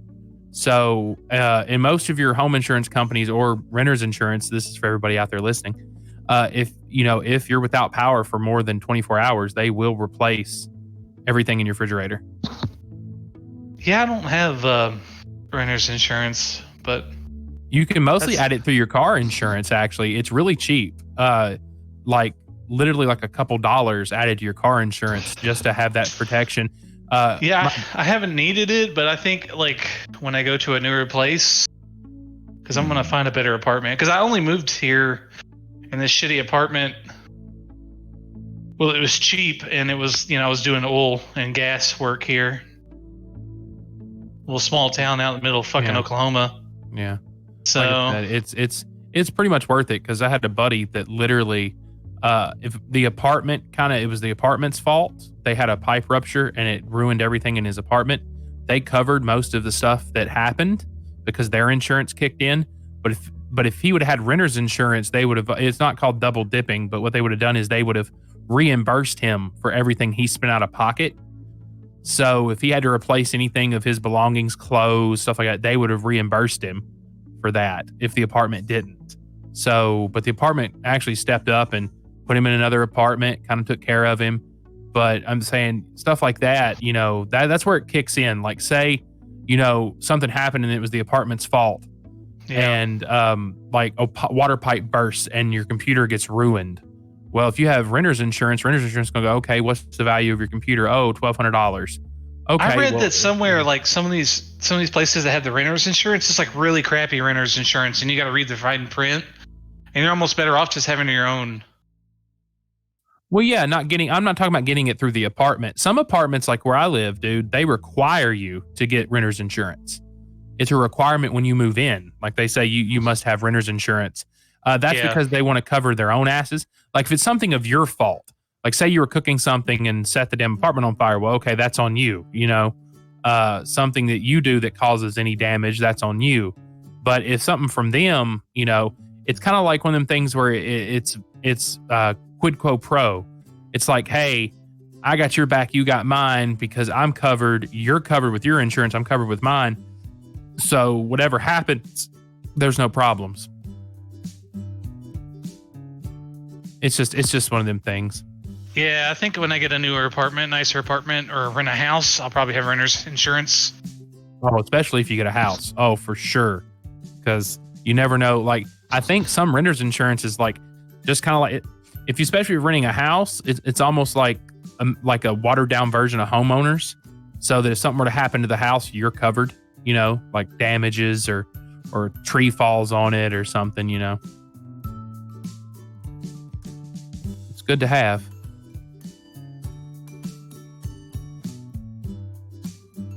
So how you doing, James? You been doing all right?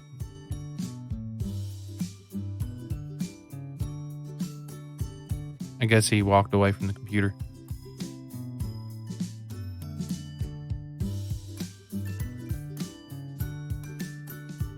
Anybody been playing any other cool games lately? I've been playing Assassin's Creed Valhalla a lot.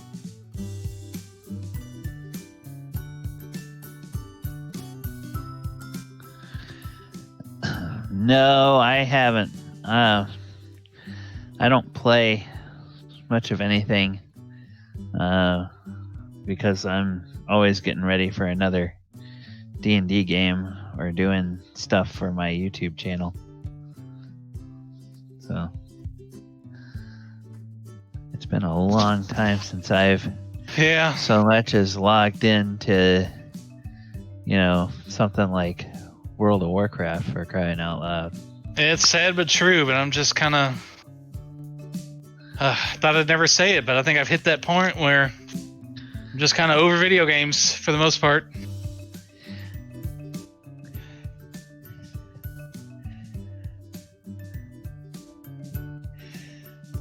All right, I think we're reached. Timer has ended.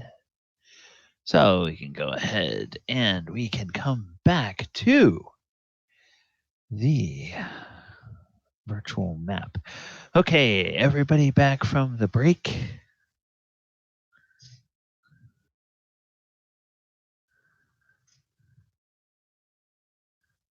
Don't know what happened to James. I wonder if his internet kicked back on or his phone kicked off. Oh, yeah. Okay. There he is. Oh, there he is.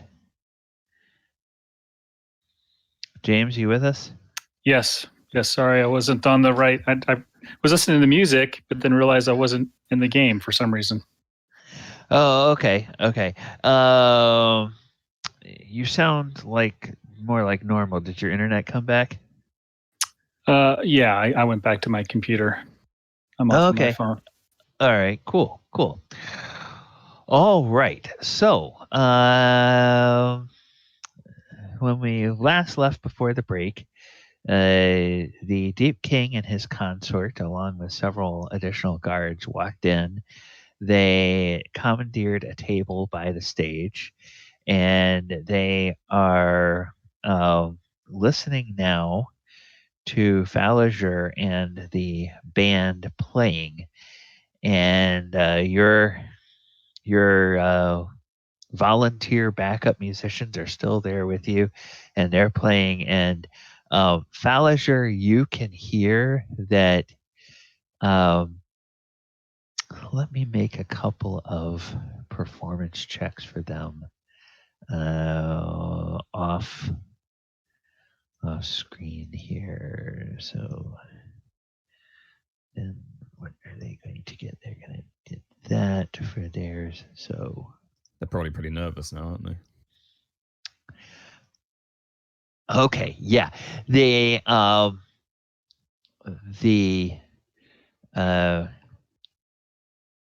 guy with the lute, he is just keeping right up with you, and the girl with the flute, she is going along.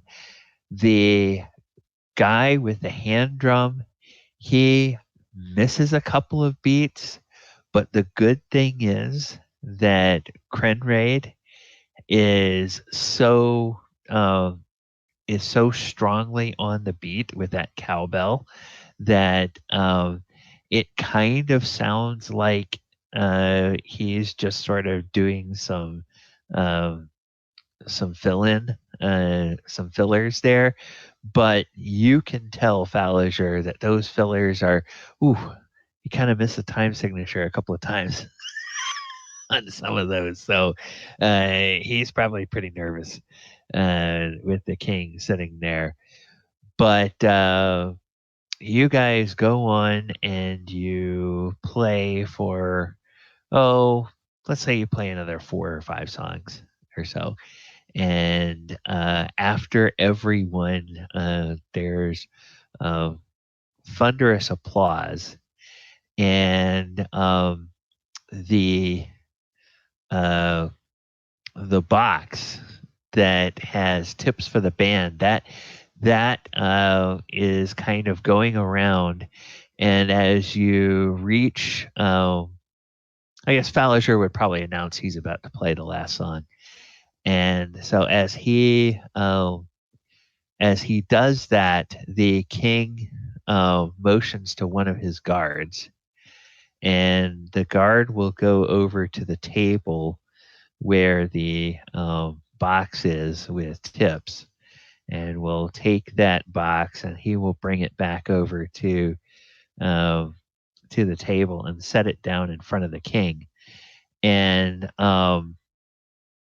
Falazure, as you play the final notes of your last song, the king will look at Shal, and Shal will look at him and smile and nod her approval.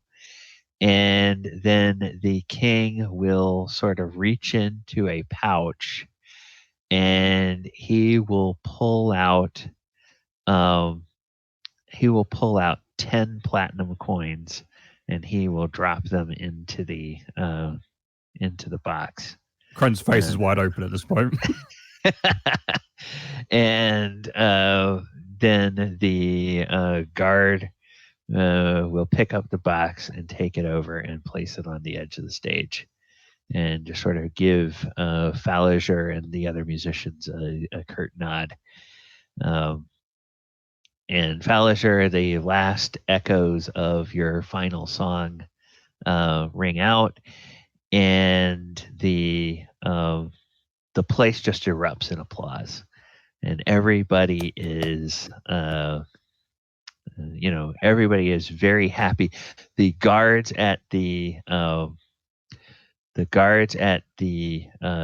bar, they kind of almost seem to forget that their king is there, and they start shouting out their approval along with the crowd. And the king, he applauds politely, and his consort, she applauds politely as well. And so then the guards will motion to some people at a table nearby, and those people will get up and move away, and then the guards will come over and place another table right next to the table where the king and his consort are sitting, and they put out 4 chairs. And some of these guards walk up towards Mulek and Thaldor, and others, they look to Falazure and they look to Krenraid, and they indicate that you guys should all come and sit at this table next to the king. Now, before that happens, Mulek, you have spent the entire evening kind of roving through the crowd, and there's a few things that you have picked up. Okay. They have clarified a couple of the points of rumors that you all have heard before. The reason that the Keepers of the Flame are at odds with the Stone Guard is that the what they say the heir of the Wormsmith is missing, and the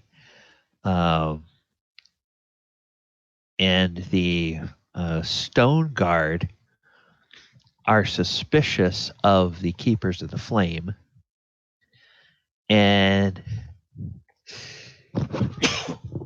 pardon me, the Stone Guard are suspicious of the Keepers of the Flame, and the Keepers of the Flame blame the Stone Guard for not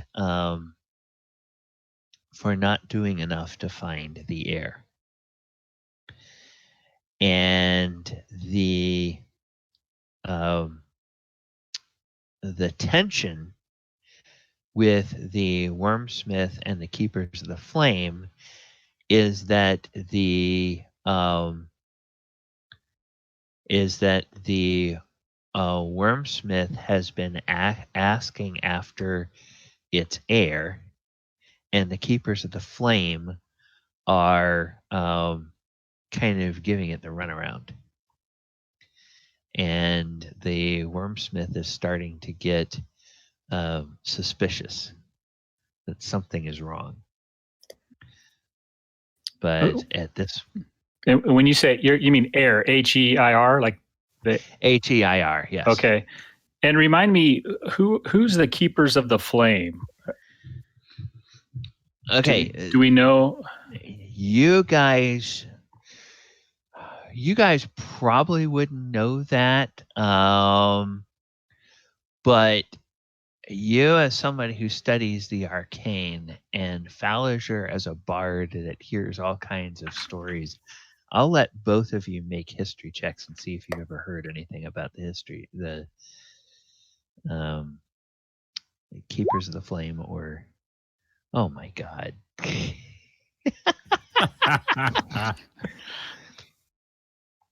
So Falazure, can you? Oh my goodness. He's smart. Wow. He's smart, these boys. Nat 20 and a 27. Nice. Okay. 16. Yeah, Faldor, you haven't heard anything about this. So with a 27 and with a nat 20, both of you realize something. Keepers of the Flame are, in theory, they are the servants of the Wormsmith. But rumor has reached both of you. And the reason it's reached Falazure is because it's the kind of stuff that makes a good story. And bards always are on the lookout for good stories. And the reason it has reached Mulek's ears is because it has to do, it relates to something in the past of Mulek's mentor. You see, the Keepers of the Flame are supposed to serve the Wormsmith, but the rumors are they actually control the Wormsmith. And the reason that is a big deal is because Gracklstugh's Wormsmith is an adult red dragon. Oh. And Mulek, you have heard a dark, deep secret about Gracklstugh that makes you think that the Keepers of the Flame must be crazy. Because rumor has it that they keep this red dragon and they have it keep the fires of the forges in the city going all the time, and they give it all kinds of tribute so that it has all sorts of treasure, but they always, during the time that the wormsmith is a young adult, they always find another red dragon egg, and then they wait until a sufficient time, and before the wormsmith gets too powerful, the keepers of the flame are said to actually kill the wormsmith and hatch a new red dragon wormling that they can then raise and supposedly tame until it's time to kill that one and have another one. Do I get the feeling that, or the understanding of where we are in that timeline?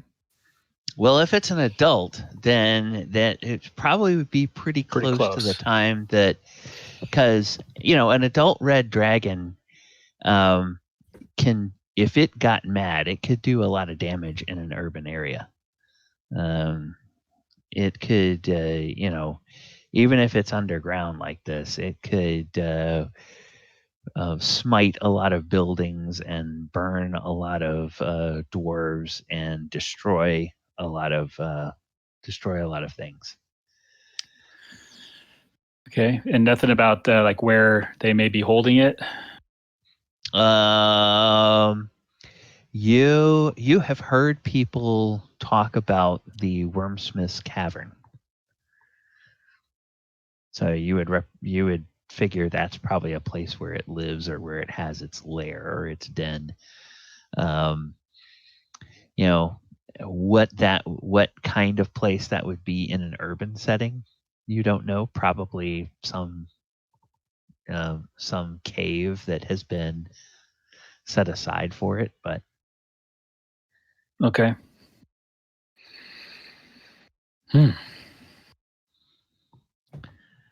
So yeah, you all would have heard stories about that, and it's like, what kind of people would actually go to the trouble of trying to raise a dragon only to kill it and replace it with another dragon before it got too powerful? And when they're talking about the air, is that can I infer that they're talking about an egg? Yeah. Okay. So apparently the egg is missing. Yeah. Okay. So I'll keep that and share with the party later when we have some privacy. Okay. All right. Meantime, you guys are being invited basically to the king's table.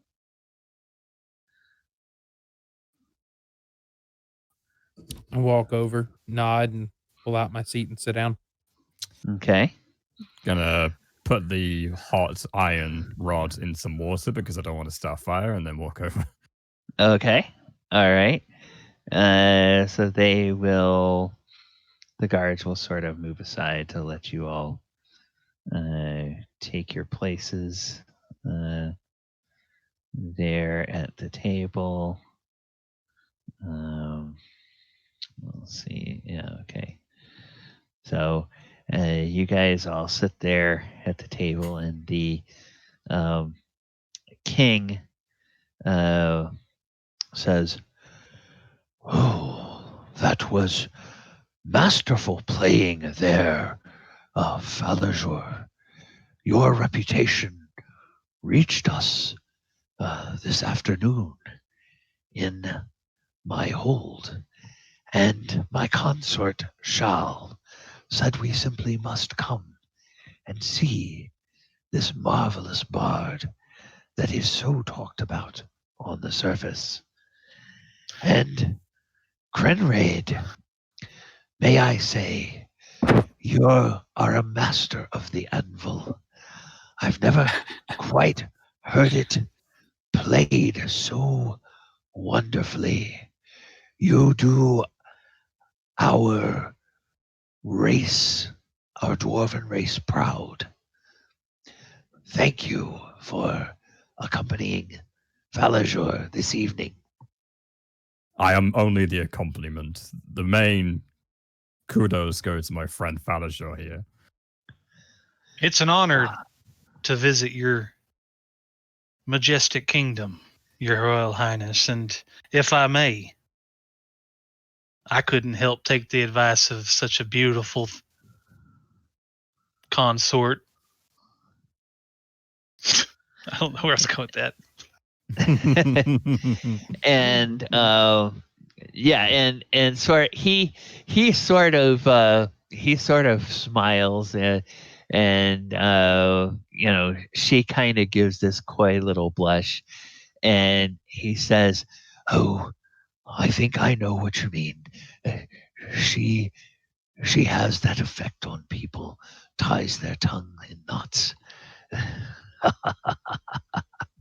And then he pats her hand, and she sort of dotes on him lovingly, and gives him this little look, and then she sort of lays her hand on his shoulder, and she kind of strokes his arm while he's talking to you all, and He says, "And my captains told me this afternoon that you all were more than simply musicians. You have a bit of heroics in you. Apparently, you stopped an attack by a renegade band of Darrow. Tell me, is that true?" It is, aye. You see, Falazure here is very famous up on the surface, so he needs some capable men around him that can keep him safe.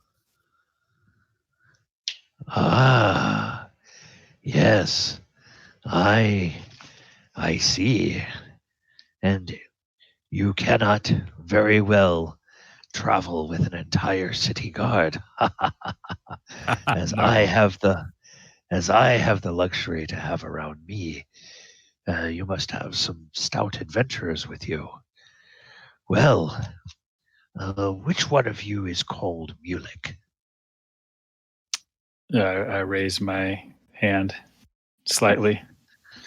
Ah, Mulek. Well, I am told that not only did you thwart an attack, but you saved one of my citizens' lives. For that, I thank you. And It's the least I could do. oh, well, let me tell you, there are those who would stand by and watch strangers murder each other and not lift a hand to get involved. But it takes courage and bravery to stand up and do the right thing, even when you don't know the customs. So, I appreciate that. And for this reason, and for the opportunity to hear a full performance by you, Master Falazure, I would invite the four of you to come and spend this evening with me in the Deep Hold. And tomorrow we will have a feast. And I hope, Master Falazure, that you will indulge me by providing music for the feast. That'd be a real honor. Would appreciate that. Ah, very well, very well. You see, Shal, you will get a chance to hear a full performance. And she says, "Oh, Deep King, you always know what touches my heart. Thank you so much." And she leans over and she gives him a kiss on the cheek. And he says,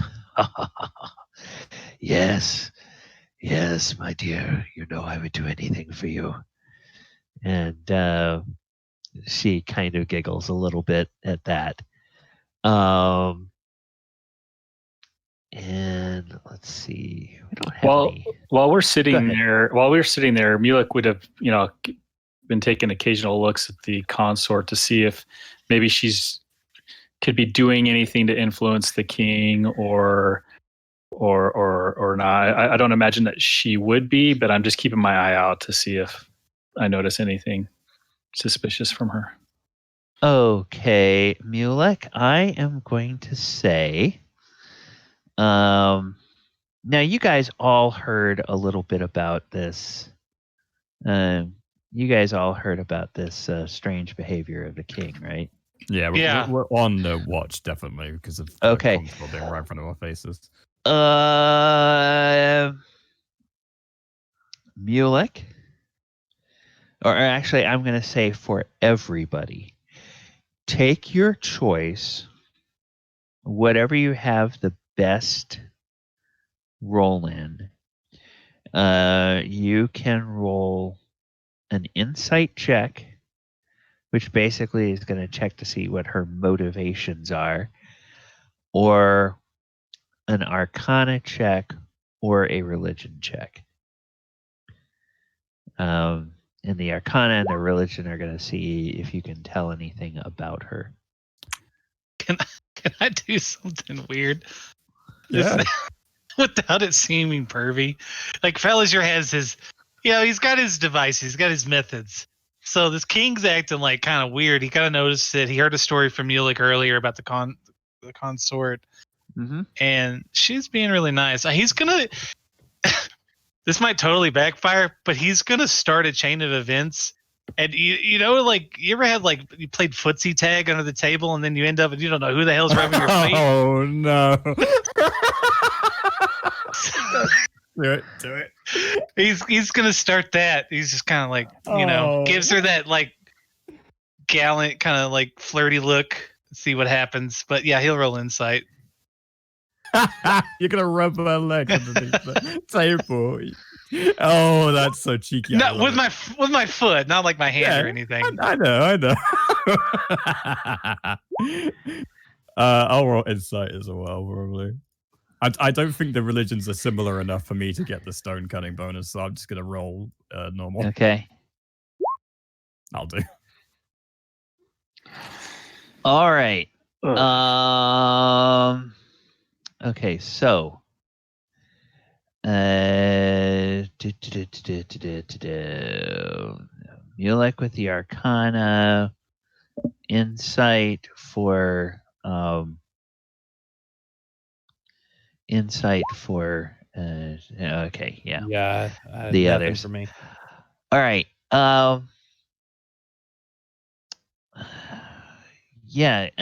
Mulek, you don't get anything with your rolls. Yeah. Krenraid and Falazure both. You get a sense that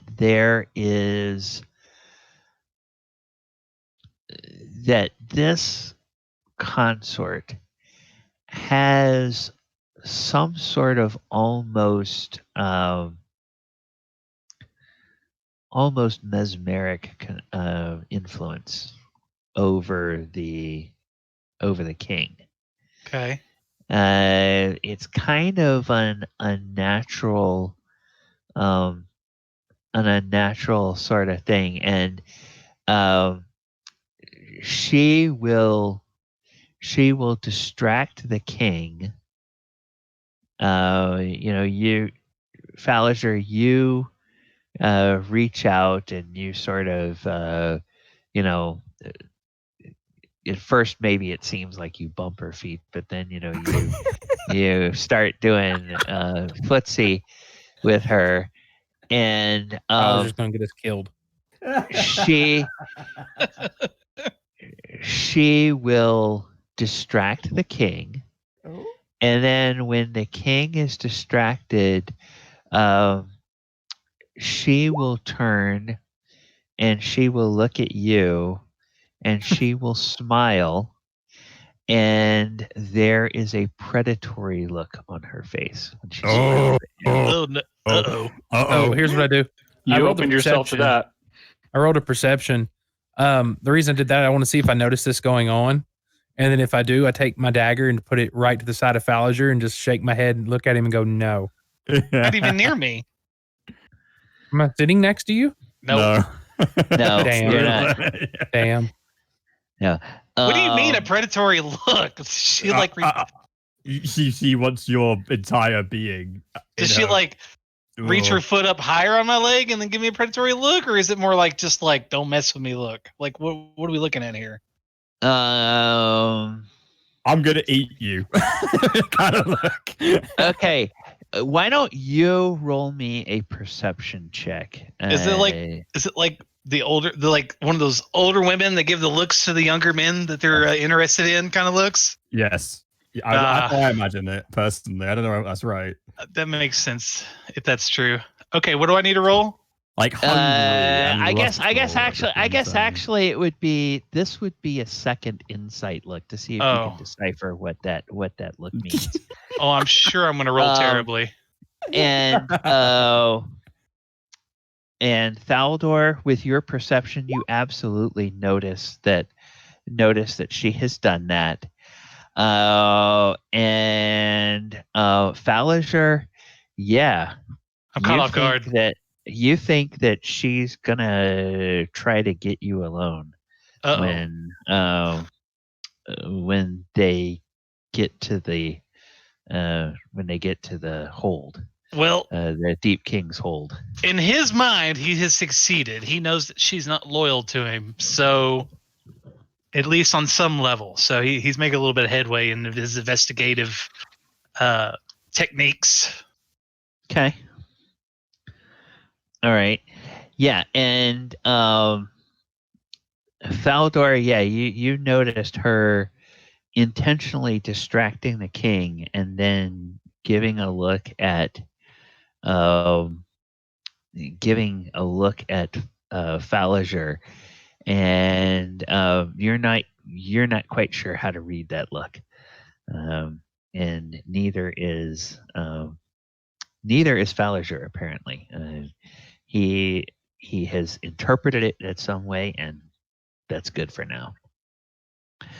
So the Deep King bids you all to finish your drinks and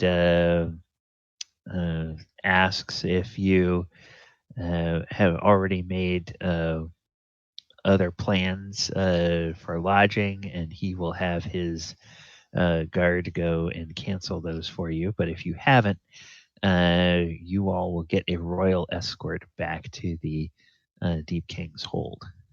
Let me just say goodbye to my cousin at the barkeep there, and then happily to abide. Oh, certainly. Yeah, there's time for that, because the king is, there are a number of people that sort of beseech him, and he's kind of a patient sort of person. He will indulge commoners, but he just sort of has this way of sort of looking at people, and if they go on for too long, they just will start to stammer and then eventually just walk away. But if they have a question they can, or a concern that they can name quickly, he will either say a few words to them, or he will say he'll have his advisors look into that, and then they bow and they walk away, those types of things. I checked the box to see how much haul we took in. Yeah, we left it on the stage. Hopefully no one's nicked it. No, I'm watching it. No. Yeah, Nobody would nick it after the King's Guard placed it up there. That would be it would be ballsy, I must admit. Yeah, that would be really, really bad. Okay, so I'm gonna say that. I'm going to say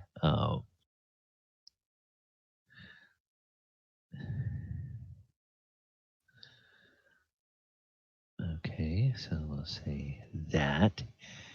And then I'm going to say...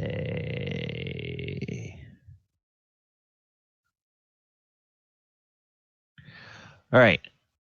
So, when you convert the hall from the evening, when you guys convert the hall from the evening, Falazure may have found where he wants to retire.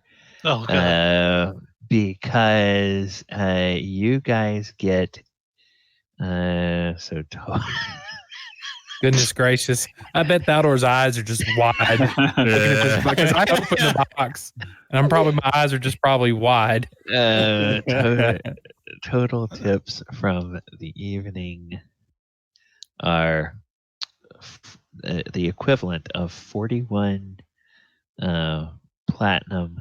Holy shit. Holy shit. 40 gold and 75 silver. Goodness gracious. Wow. Thaldor about faints. Oh, hey, So- 191 silver, and that's what we ended up with. So there you go. Yeah. Well, and then think about it. The 2 gold I paid the barmaid and the 6 gold I paid the guards. Okay. Well, and you also keep in mind this is a fairly wealthy trade city where there's a lot of merchants that deal in arms and weapons and armor and hobgoblin swords and all kinds of armor. James, can you split Gems that and up? precious metals. Can you split that up gems amongst and 4 precious with an metals. extra 10% for me? What's Hey, that was that. I won that negotiation. All right, so you guys wind up getting that, and then we will take it back to the deep hold, and let me see if they have given me a. Have they given me a map for the deep hold? They have not given me a map for the deep hold. All right, so we will go to our Gracklstugh page, and I will show you where the deep hold is. They actually will take you from the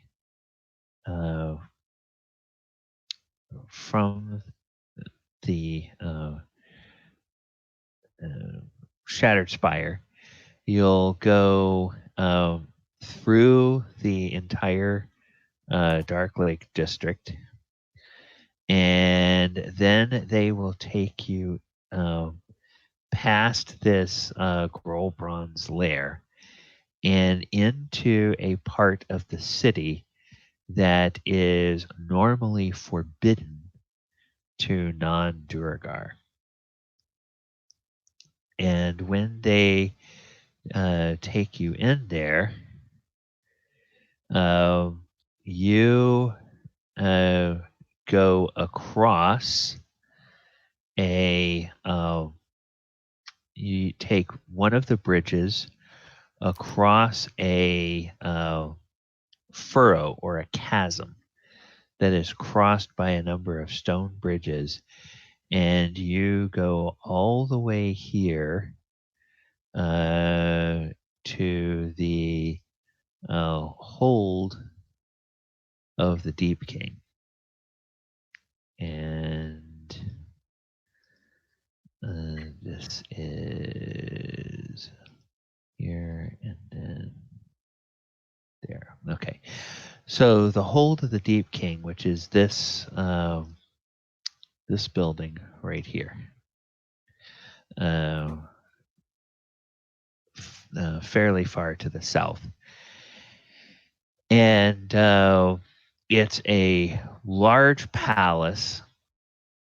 Whoa. And this is a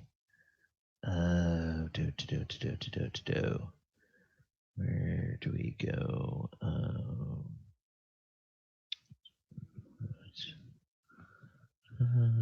Holy King. Okay.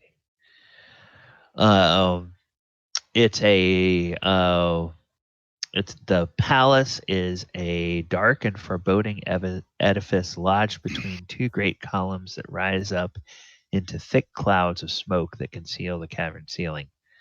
Giant basalt braziers filled with molten lava breathe the palace facade in a hellish glow, and the thick stone walls bristle with iron turrets and battlements. And as you guys approach, one thing that you notice that is kind of odd is that there doesn't appear to be any guards on the walls. And as as you get to within about 50 feet of the palace, suddenly you notice that a bunch of guards seem to appear as though they had been invisible. And on top of the castle? on top of the walls. Okay. And then they all raise their fists and shields, and they shout, "Hail, Deep King! Hail, Deep King! Hail, Deep King!" And the king acknowledges them with, sort of a wave of his hands. And they all then stand at attention. And as you cross into the courtyard, and as the gates of the palace shut behind you, then all of those guards, they just go invisible again. How many did we see? You would estimate probably 40 or 50. Oh, jeez. Okay. Is that some finger waggling stuff, Mulek? Apparently. Okay. I don't see any mirrors. Actually, you had such a good roll on your history check earlier. You would know that duergar have an innate ability to go invisible. And they have the ability to do that several times a day. Good to know. And so apparently some of the people that guard the palace do that. They can do that a few times a day. Yeah. Pretty cool. That's a good way to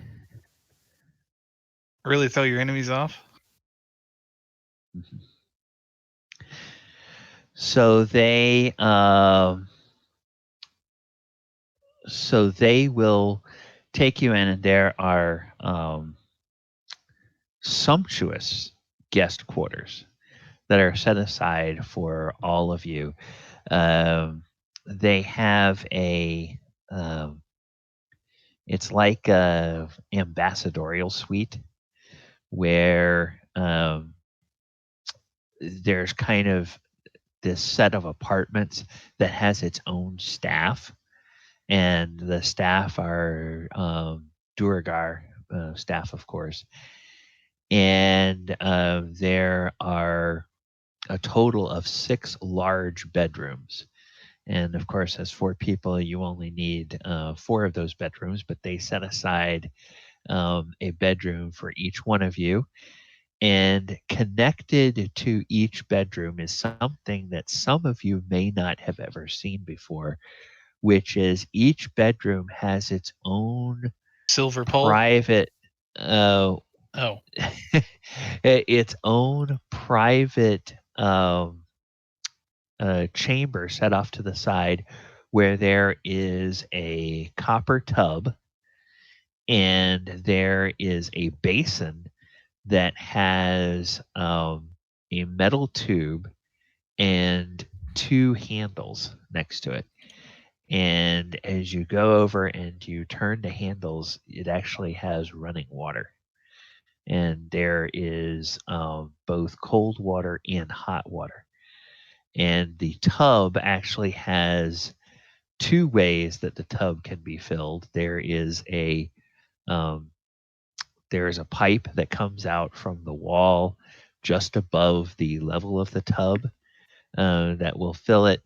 And then there is a tall pipe that stands up, and there's kind of a sprinkler head on it, and you can turn those valves on and flip a switch, and then the water will come out and actually spray down like rain, and you can stand under it and shower. So you can either bathe by filling the tub and taking a bath that way, or by actually showering in the tub. And then the tub actually has a drain built into it, so that the water will drain away when you are done, either with your shower or your bath. The ingenuity of dwarves. Yes, yes. Well, and it's like probably most dwarven palaces would have something like this, but only really, really fancy dwarves would probably have indoor plumbing. Most dwarves probably wouldn't have that. Oh, Kren's never seen it. Falazure draws up a bath. Yeah, is it big enough to have a little paddle in? Like, how big are we talking, this bath? Oh, I didn't ask you to join me, homie. We got our own. We're not. You're right. We're not that comfortable yet. They it is. You don't know what kind of ambassadors the Deep King is used to entertaining, but each of these tubs could probably comfortably fit an ogre. Damn. So, yeah. So it's a Doggy big paddling tub. in that later. Krenraid, after being around all those hobgoblins, I think you would need a nice bath. Are you kidding me? That stinky rag is still stuck in my freaking tongue. Ugh.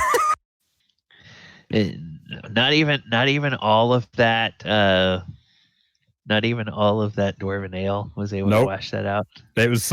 I can recall having it stuffed on my throat for 3 or 4 days. So the memory is more there than the actual physical thing that's dragging me. And we have our clothes laundered too. Oh, actually, if you mention that, they will say, "Oh, certainly, we will have them laundered, and they will be cleaned and pressed and ready for you in the morning." I really appreciate that. Krenraid, do you mind throwing? I guess here. I guess I'll throw Krenraid like another piece of cloth. Is he wearing like a loincloth, or I'm already stripping. He's wearing he's wearing basically furs, and then he's got some half plate armor on his chest, and he's got a cloak on. It's all freaking dirty as hell from being stuck in that cage for so long. Right, so he's already stripping off, and can we get this man some newer clothes of some sort? I want him to look nice. We're in a palace, and they're and they look at you and they say, "Oh, absolutely, we can take care of that." And because of course this is a dwarven palace, so a bunch of dwarves. They and obviously to Thaldor's eyes, the servants here in the palace, the livery of the servants, is better than what most minor nobles in cities like Waterdeep would wear. Because it's like you don't work in a king's palace without looking really sharp. Yeah, Falazure would know this, and he looks at Krenraid. Krenraid, I know these are your cousins and people, but we need to be on our best behavior, buddy. We're in a palace. I'm always on my best behavior. What are you talking about? Oh, you're always the best, but hey. And I look over at Mulek. Mulek, are you all right? Do you want to? Man, I know it's been a while, but do you want your clothes laundered as well? It probably wouldn't hurt to launder your cloak. It looks a little dingy. The cloak I'll keep to myself, but The rest of my clothes they can launder. Hey, be careful with that cloak, yeah? It's the last things of the Hillcrest folk. Don't you damage it. Oh, of course, sir. We will be very careful. They thank you. And check him a gold piece tip. Okay, now he's yeah, taking out Faldor's book. Yeah, they're happy with that. They are servants after all, so they're not above. Everyone needs money. Yeah, they're not above taking a little extra coin, when it's offered to them. So,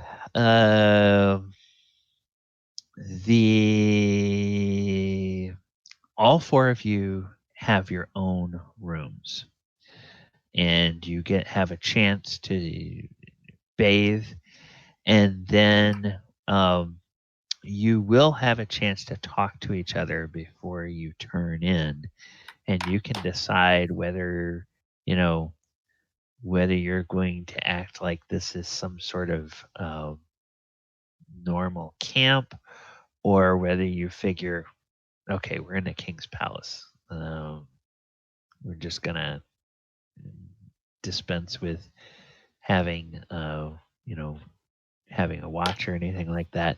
But you guys can make those decisions on your own. So what would you like to do? So we've settled down into our rooms for the evening. Is that? Yeah. So there's a common area, and off of that common area are 6 bedrooms. So you guys can go and either all congregate to talk in one of the rooms, or you can go into the common area and talk, or you can just, once you go into your rooms to bathe, you don't ever talk to each other. You just turn in for the night. I don't want to make the decision for you. Yeah. So, do you guys want to chat for a little bit before we hit the hay? I might have to come get Krenraid from his doggy paddle. Just saying. Yeah, I'll get Krenraid. We can all meet, and let's meet in Falazure's room. Yeah, that's a good idea. I think he needs a little protection. He definitely does, 100%. So I go get Kren from his doggy paddle. I see his little bare dwarven ass is swimming around in the tub. I'm like, hey, nice ass, buddy, but we got to go. I throw him a cloth. It's like, come on, buddy. We got to go speak with Falazure. Fine, but it is a great ass. A lot of squats.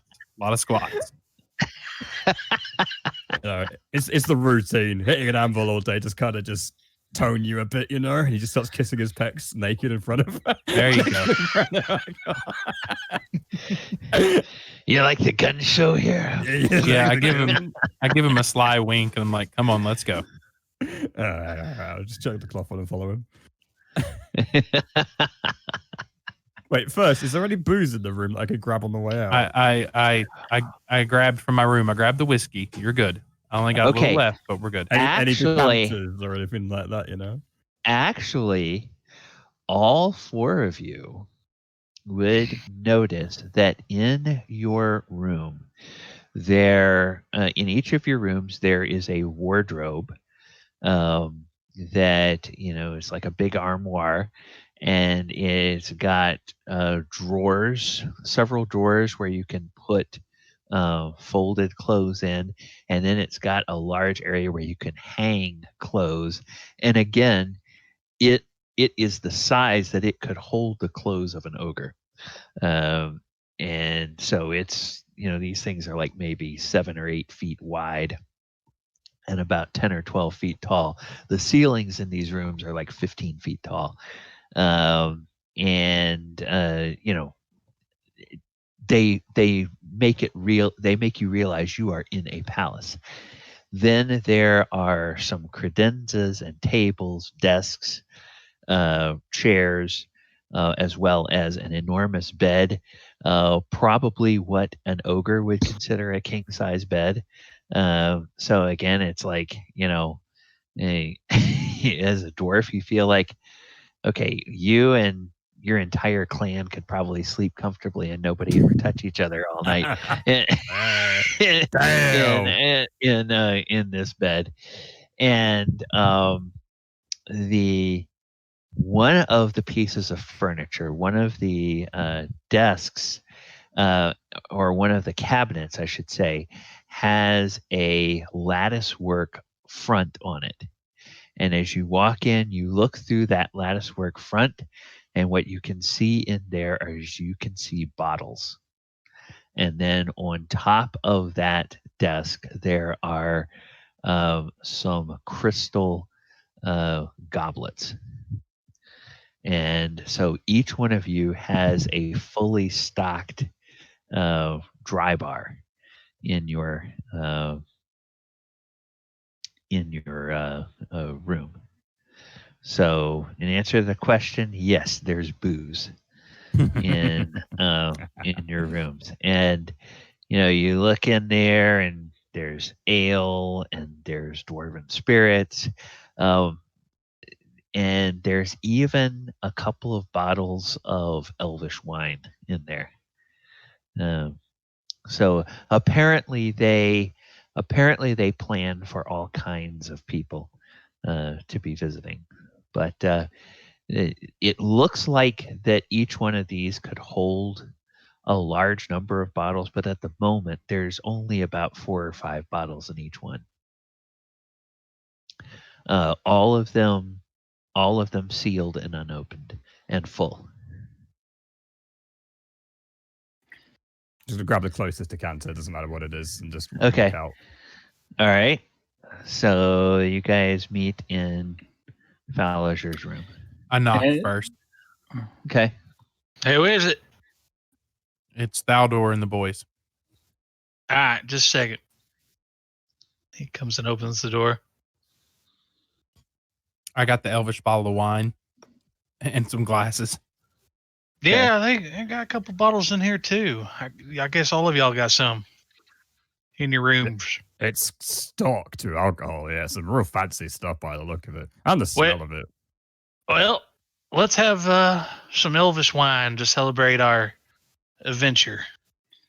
And I counted the money out for us too, so. And I'm gonna just like kind of hold up my hand for a second, and I kind of motion like quiet. And I modified one of my devices, but I'm going to take out some spectacles and put them on, and detect magic, and kind of walk around the room. Ah, okay. Somebody is thinking.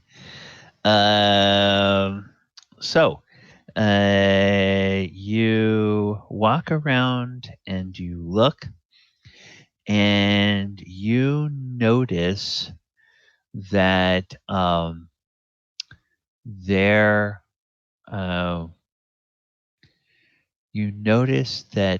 inside the rooms there are not any there's not any magic, but you notice on the outside of the windows there is a magical ward. So it looks like the outside of the window is warded against somebody trying to get into the palace through the window. But inside the room, there's no magic. Okay. That you can detect. Okay, so I'll take the spectacles off and put them back in my pocket. Did you notice anything, Mulek? Sorry, guys. I just wanted to take a look. So I did notice something. Looks like there is a magical essence on the outside of this window, to some type of protective essence to keep something from coming in. I don't notice anything in the room, so I think it's okay to talk. But again, my magic is my abilities are still pretty low.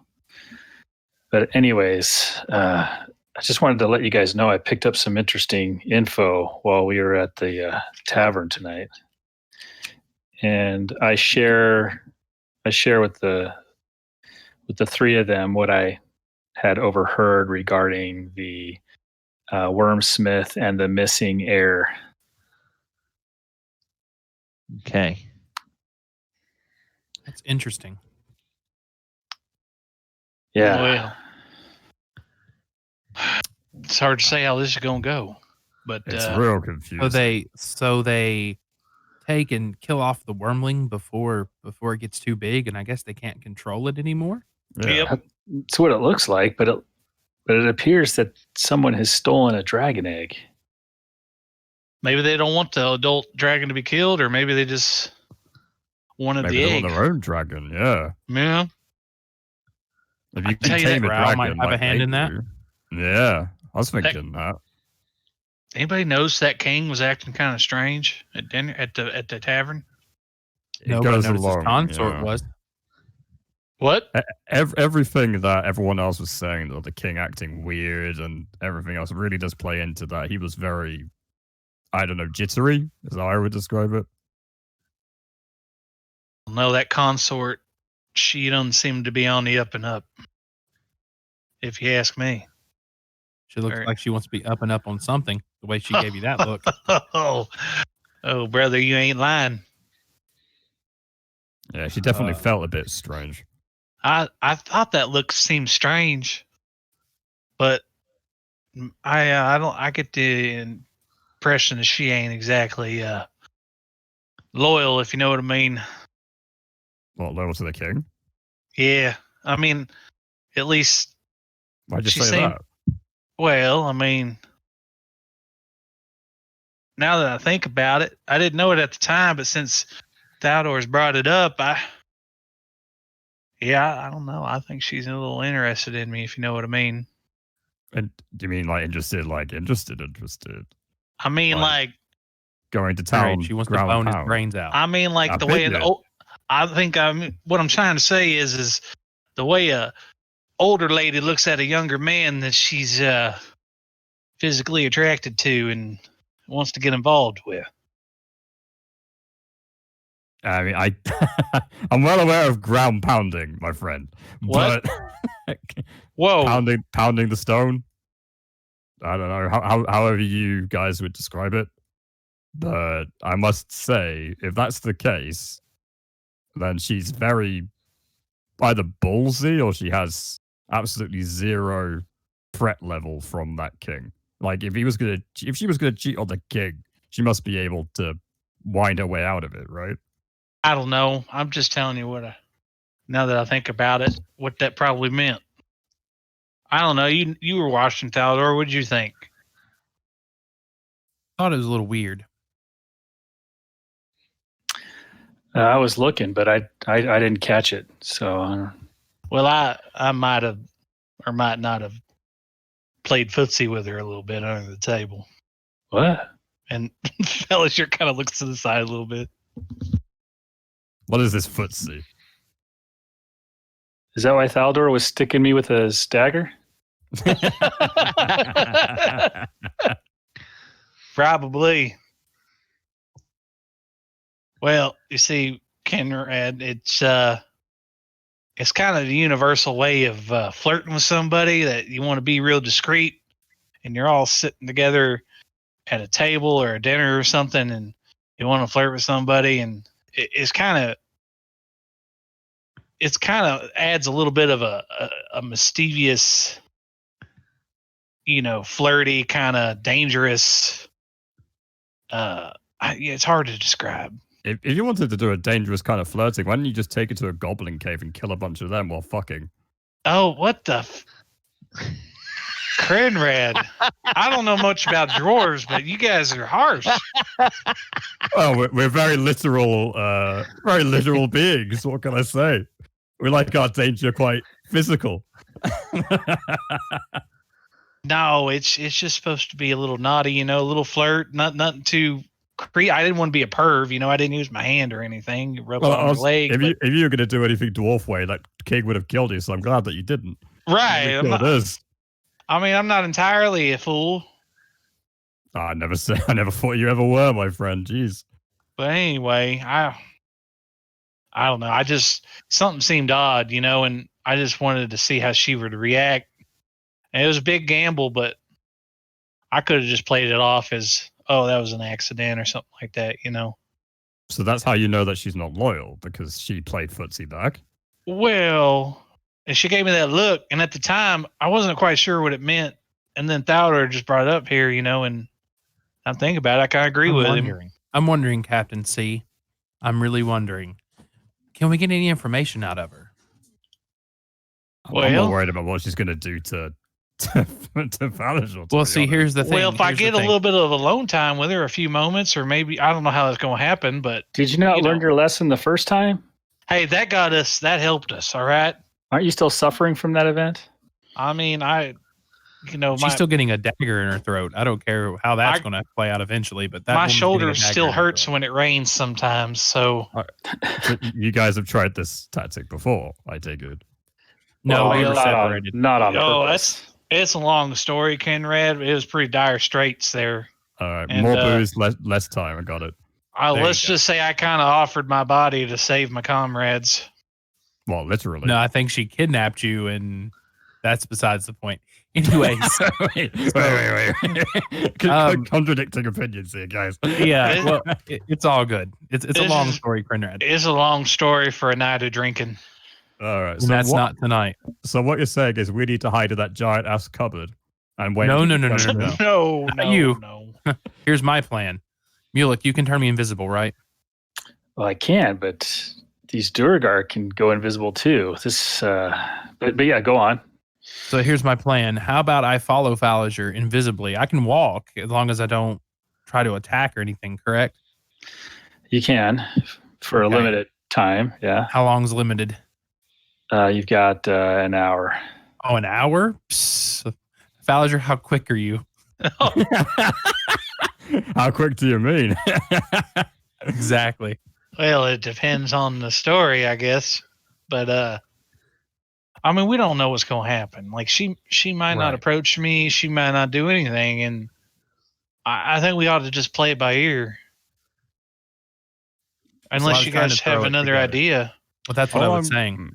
If I go invisible, sorry, Krenraid, give me 1 second. If I go invisible and follow you and watch and make sure, I'm your undercover bodyguard, they won't be able to see me. I'm as stealthy as as can be. Then that way, if she does approach you, I can hear the conversation. I can protect you in case she tries to do things unspeakable to you. And then I can reach out to the guys. I can, we can all, go gung ho if we had to. I don't think that doesn't sound too good. Did you see how many duergar were on the wall? Yeah, and why do I always got to be the meat? Why do I always got to be the meat candy bait? I don't understand. Because you're the one playing footsie, right? Remember how many of them were actually invisible? That's all I'm gonna say here. If they as a species, as Mulek points out, are able to do that, do you really not think they'll have some way of detecting anyone else that does that to assassinate the king in the temple itself? Like, surely most of their guards are able to detect people who do this invisible shindig.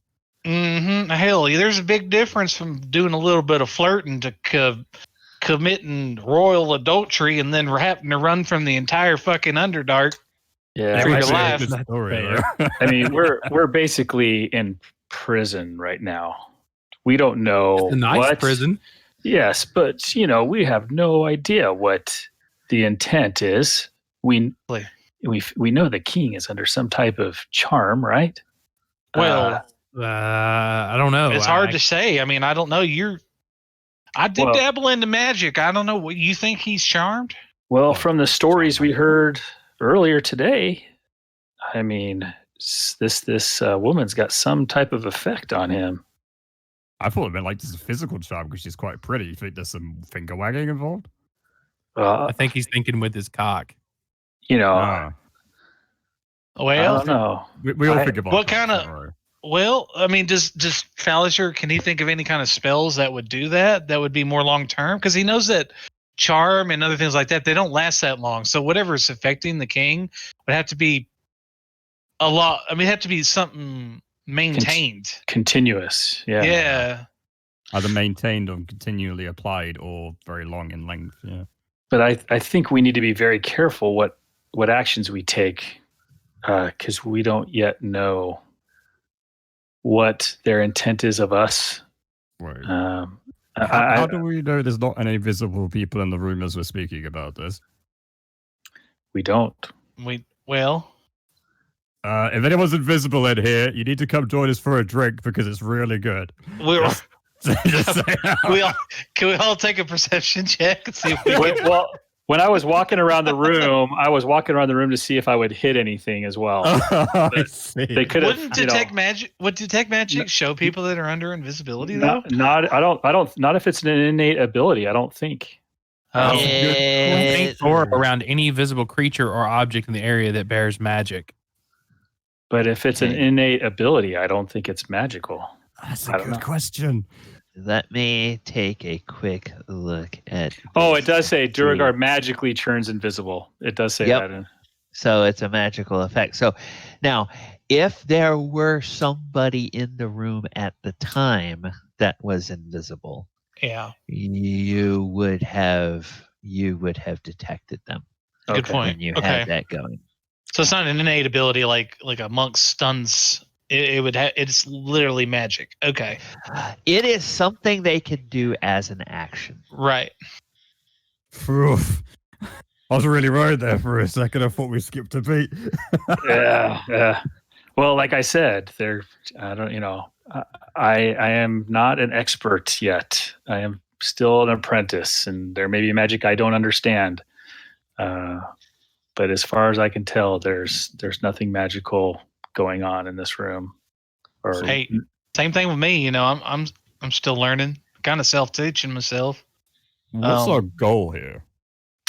I think it's to have. Well, he wants me to play at the feast, so I think we ought to have a good feast and just hobnob and try to keep our ears open.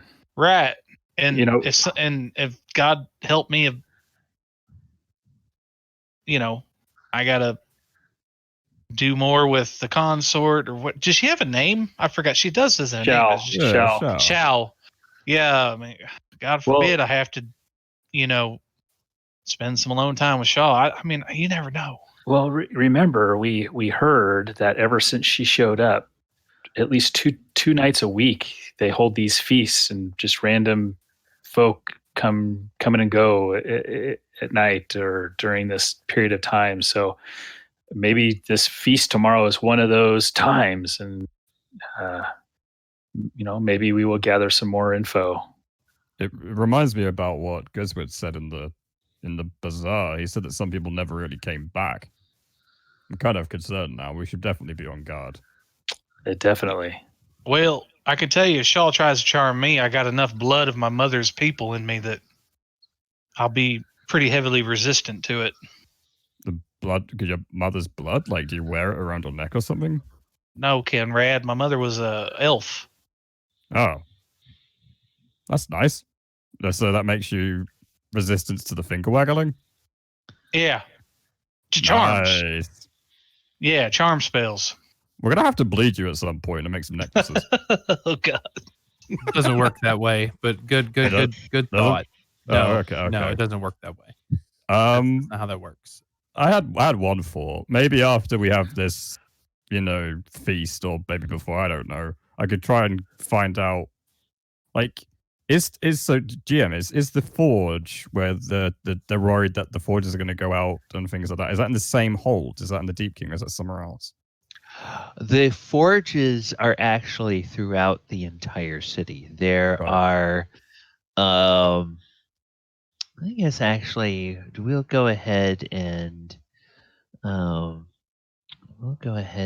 end the evening with this kind of look. Now that you have been invited deeper into the city, we'll take a look at the rest of what Gracklstugh looks like, or at least what most of it looks like. So you guys can go ahead and sort of expand your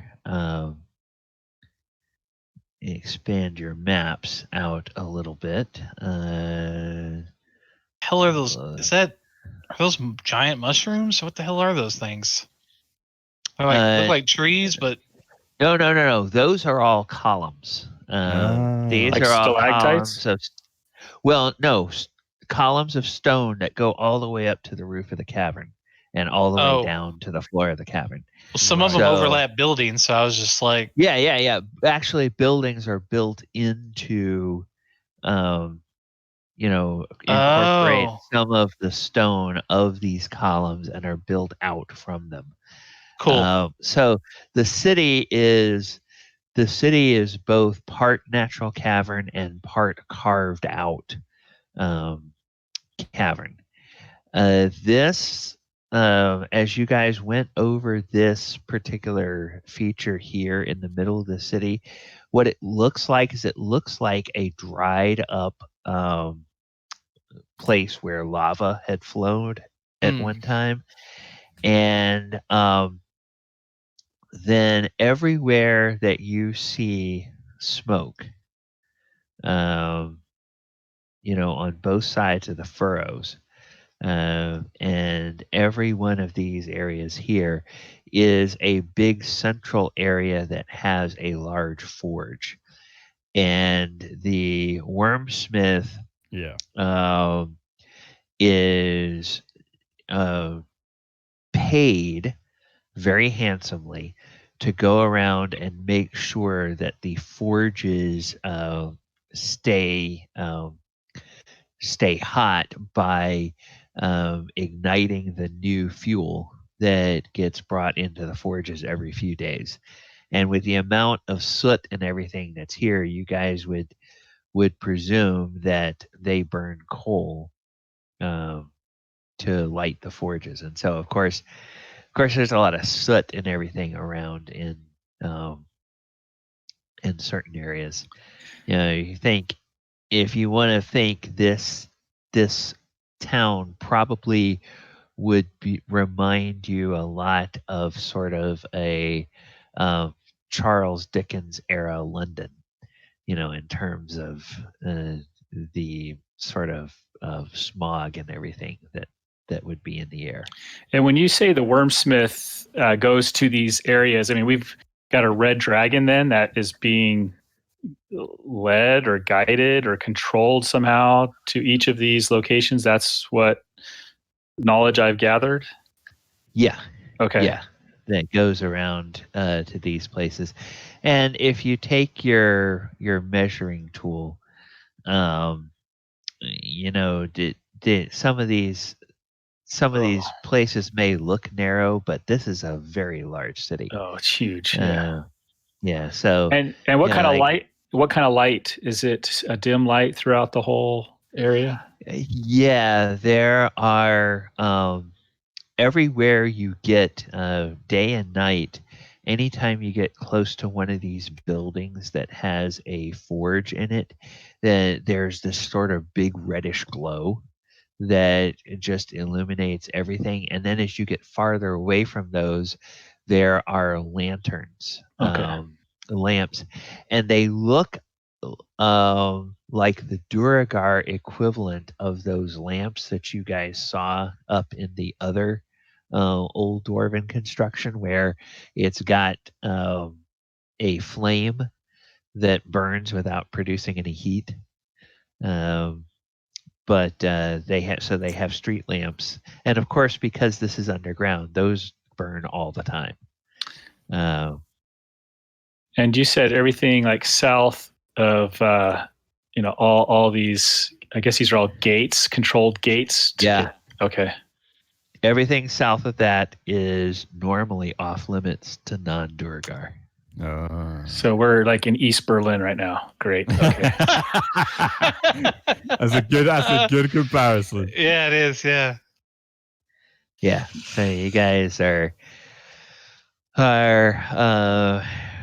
but when the king invites you back, nobody's going to say, "Hey, king, foreigners aren't supposed to be there." Yeah, quite right. That would be a career limiting thing to try to tell the king. Be suicide. You chuck them into the nearest forge, guaranteed. And did we notice these? Are these like little caves or just random holes in the rock? Yeah, they appear to be little openings in the rock, and you're not sure where they go. Okay. Yeah. All right.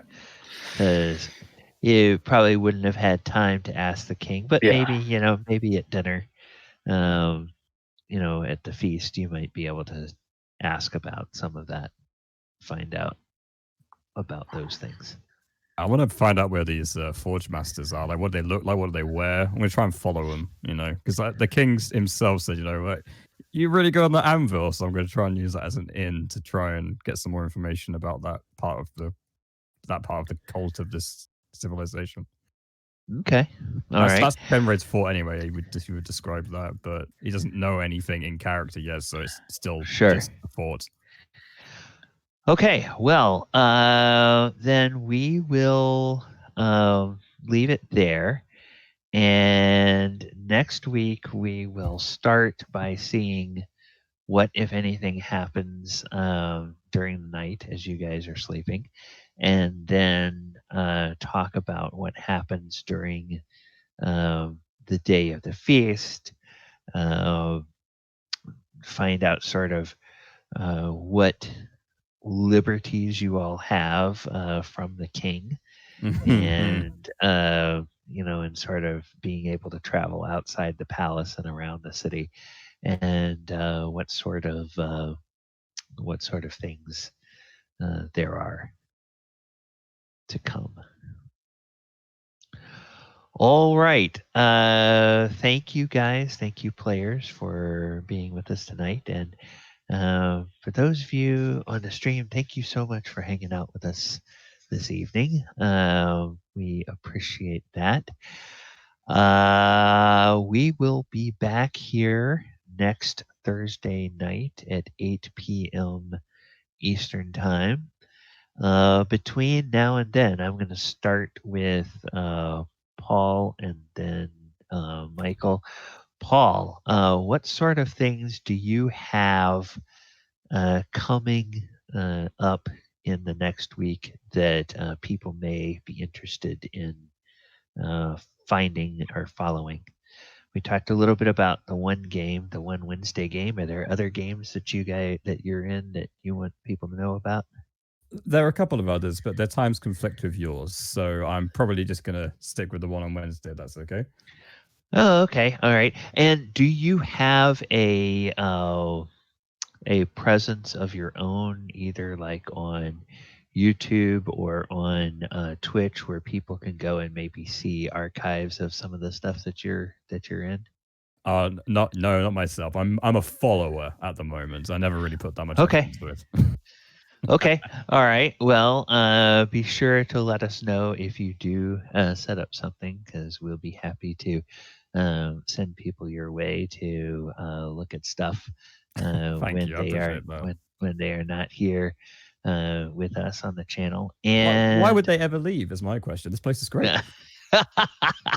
Well, we only stream so many times a week, so we're not at the point of streaming 24/7 yet.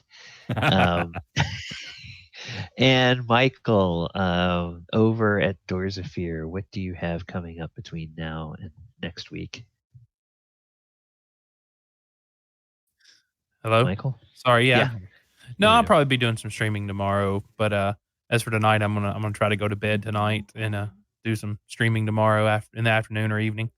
Been playing a lot of Assassin's Creed Valhalla. If you want to catch up on that, or I did play some Fortnite, but I'll figure something to play tomorrow. It'll be a fun day.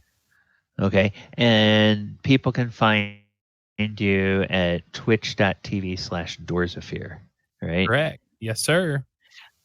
Okay, and do you have a if they go to your channel, do you have like a schedule up where you let people know when you're going to stream? I do not actually have a schedule, because my schedule was so, I don't want to say flexible, but hectic. So between sleeping and working, because I work third shift, so I stream when I can. But just stop by and check it out. Check out my past videos and see me playing games with Gally and all the rest of my friends here, and it's great. Okay. And just as a personal curiosity, have you had a chance to set up a YouTube channel yet? And um, do you save your recorded streams over on YouTube after I the do. fact? I do not. All my VODs are on Twitch because I'm an Okay. affiliate. They save my VODs for about a month. So, Okay. and most of the stuff I do is right there. So, Okay. Yeah. I do Thursday night. I do this game, obviously. Then Sundays I do the Walker of Waterdeep, which is a 5th edition um, a planeswalking game where we mix lore from Magic the Gathering and D&D 5e. And then on Saturday nights at 7:30, I do a 1st edition version um, of the Lost Mine of Phandelver, where we are going through that adventure but using the original D&D rules from back in the 1970s. And so that's a lot of fun. We actually had the party, which consists of 1st and 2nd level characters, fought 5 zombies, and 2 zombies scored 1-shot kills against PCs. And because in the old days, it's like if you hit 0, you were gone. And rogues back in those days, which were called thieves, they got only D4 hit dice.